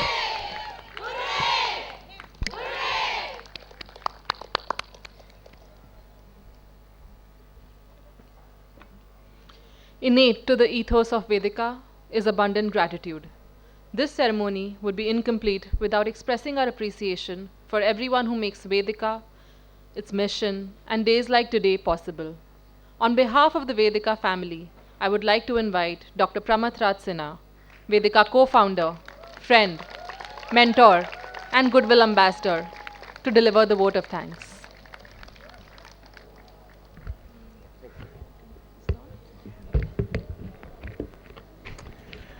Good afternoon. I know that it's getting a little chilly. I'm quite nicely snug and warm, but I know that some of you in the back don't have the advantage of a cap. I'll try to make this really quick, but it is important to do this, so I hope you'll indulge me. There's some hot tea and pakoras in the back. I cannot claim to know Dr. Gopinath. I don't know what to call her exactly, and she always corrects me that I shouldn't call her by all these fancy names. So I'll go with what Anuradha taught me, which is MG. I haven't ever told her, but I actually feel like I know her very well. I've only met her a few times, and she's very kind, like she was today, in calling me out as a contributor to higher education. And while we were watching the video, she said, "Oh, you are such a rock star. Rohit, I think you and I have a future, because if we were on the same screen with Ankur Warikoo and Meenakshi Gopinath, I think we can both be rock stars."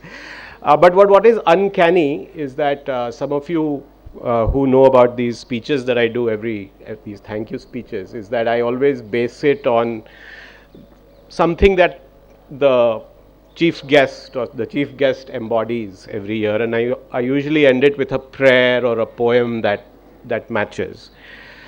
And guess what my poem was today? Phenomenal Woman by Maya Angelou, from Still I Rise, and Still I Rise, which is the book.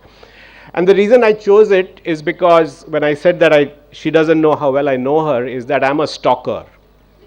I know it's politically incorrect to say that, and I could go to jail for this. But the fact is that about 10 years ago, I heard that the long-standing principal of Lady Shri Ram College, who's a legend, by the way, was retiring, and we were just setting up Ashoka at that time, and I'm always on the lookout for good people like Ankur and Raghav. I thought you did marketing, but he's teaching you public speaking and drama. Anyway, so I thought I've heard so much about Dr. Gopinath, and so many. I may have met her, but I didn't really know her. So I thought I'd check her out. And so I went on the net. And there's not much on her. There's a Wikipedia page, but there are some videos on YouTube. And one of them is an interview by DU Beat. So those of you who are from Delhi University, there's this magazine that Delhi University has. So somebody had interviewed her, and there was also an interview by Minnie Mathur, that very famous television anchor. In one of those interviews, she said two things that I remember. The DU Beat woman called her a phenomenon, and so I remembered that, and that's why I chose this poem. And she is truly a phenomenon. But what also I remember, which embodies a lot of what we have heard today, was that at some point in one of those interviews, she said that education is about roots and wings. Education is about roots and wings. And I've never forgotten that, because while you give me a lot of credit for the programs I've started, that's something that I always remember, that you have to both teach stuff that is foundational and build strong roots, but that you also have to encourage folks like you to shine and fly. So that was one big thing I remember from all that stalking on the internet.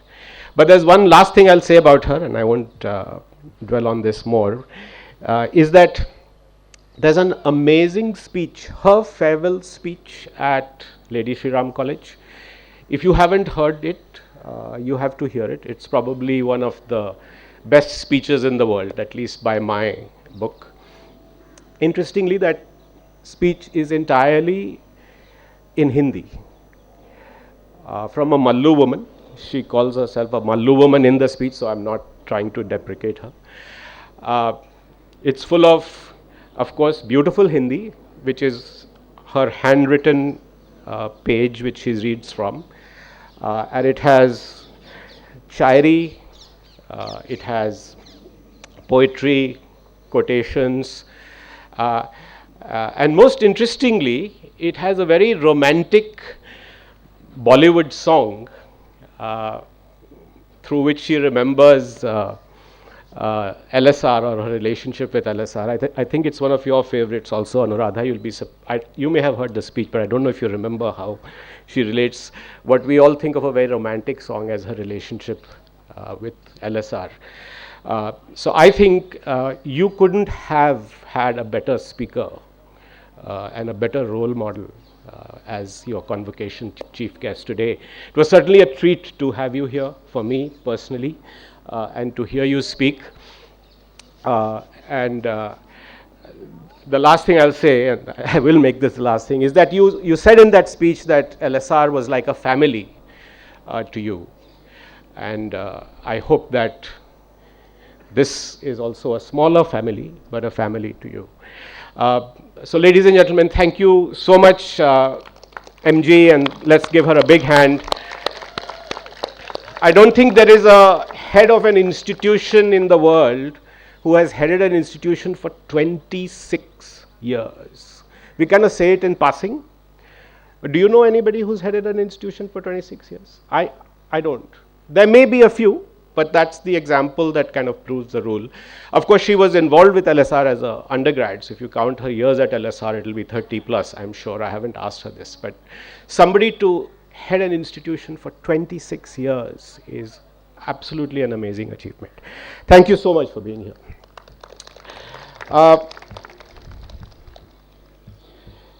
Okay, now I have to make sure that I truly do thank everybody.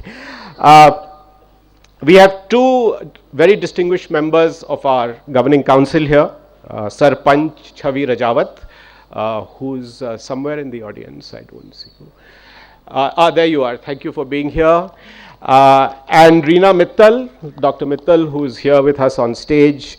Thank you for your constant encouragement and support. Ashish Gupta, who's part of our founding team, as well from 9.9, which has always supported Vedica. These programs, like I said on the video, have this amazing impact with all our ideas and all our great intent because of the faculty who teach on this program. And so some of them are here with us today. Ankur, of course, we've already met, but Ankur Bhavani Singh Shekhawat, who's also a program mentor and a member of the Board of Management. Raghav Subramaniam behind me. I'm feeling insecure with all these. Tripti, who's here with us. Priyadarshini Narendra, who's here with us. Amit Gulati.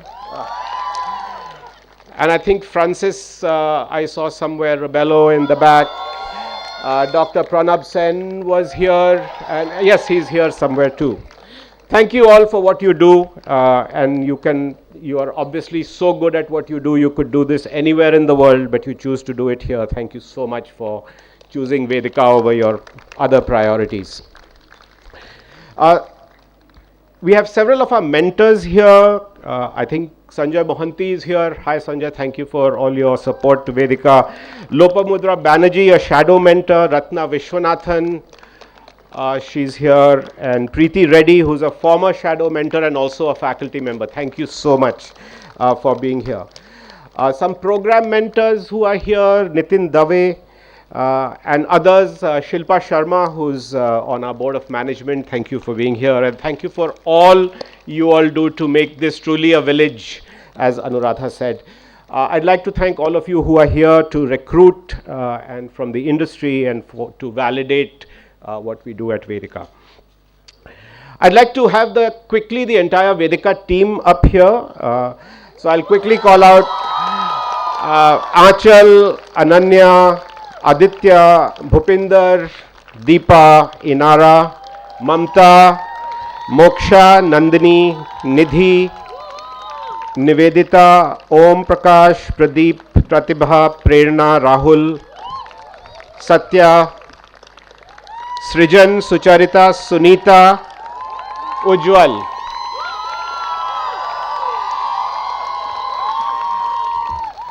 Can I also ask Pramod, Kailash, Abhishek, Sunil, Deepak and Dinesh to join us? This is the entire team, right? आप लोग इधर आ जाइए.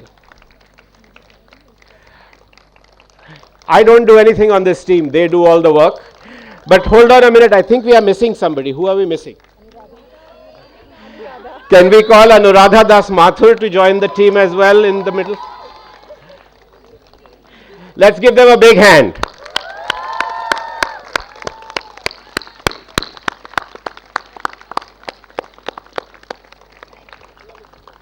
Thank you so much for what you do every day. Okay. Thank you so much. All of the supporters, volunteers and well-wishers of Vedica who are in the audience right now, thank you so much for all your help. And congratulations, class of 2024. This is a big, big day. What a year, right? I know how much trouble you guys have been, so everybody has been saying nice things, but today we can only say nice things. I want you to all stand up. Please turn around. No, only the graduates. And please turn around and give your parents a big thank you round of applause.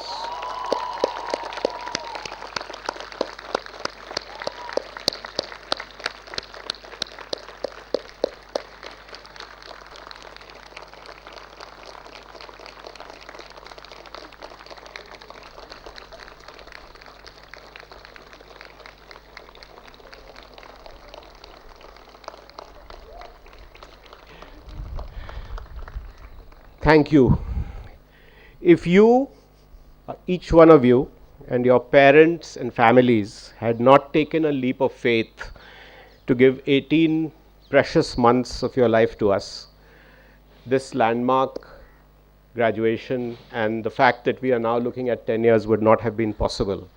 So thank you so much for taking a bet on us and sending your daughters to this program, and thank you all of you for taking the bet on this program. Like I said, every year I attempt to take a message, but now MG has taken my thunder. But what should go with don't quit is also always have a plan B.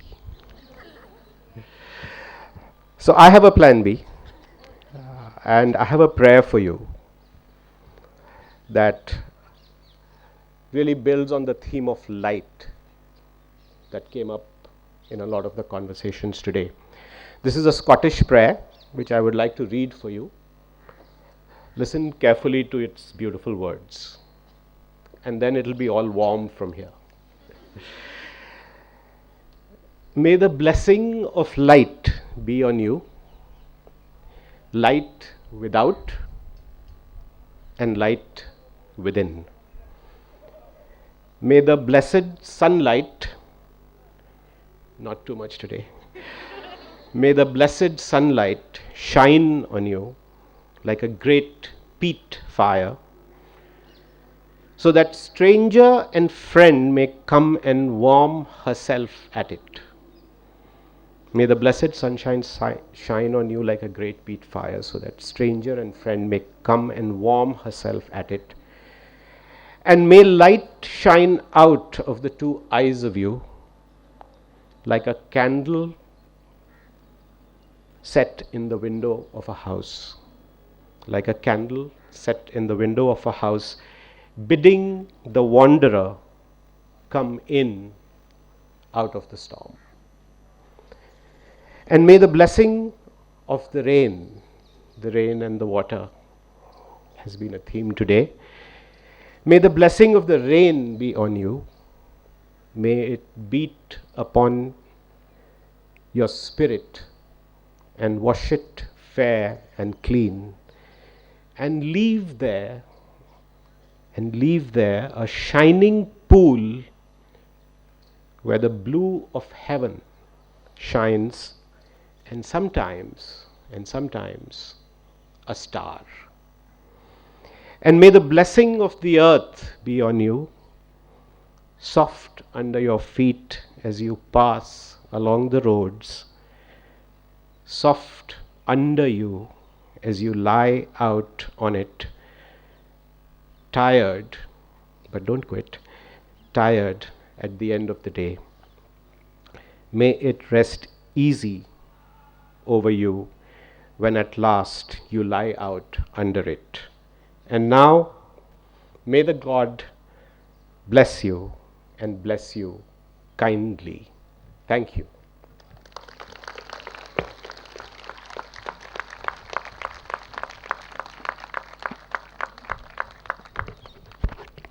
Thank you so much, Pramath, for summing that up so beautifully. It is always such a pleasure to hear you speak. Nothing at Vedica is complete without invoking a sense of belonging. In our pursuit of goals that are beyond the self, what better way to bind everyone together than the national anthem? Please join us in this beautiful rendition.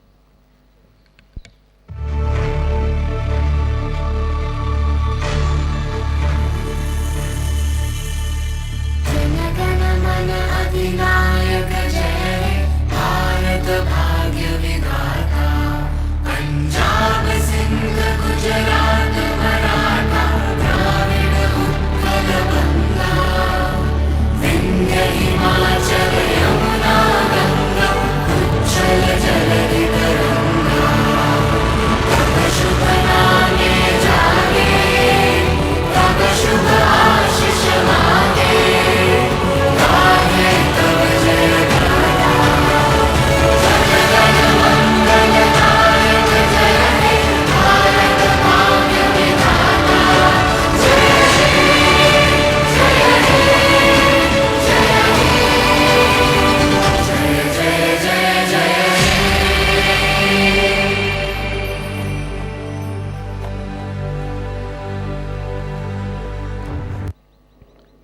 Thank you everyone once again for being here today.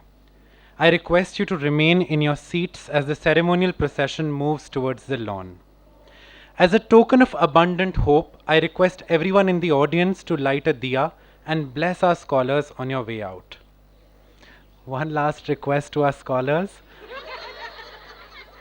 Please return your gowns to OP and Sucharita and then enjoy your high tea. Thank you so much everyone.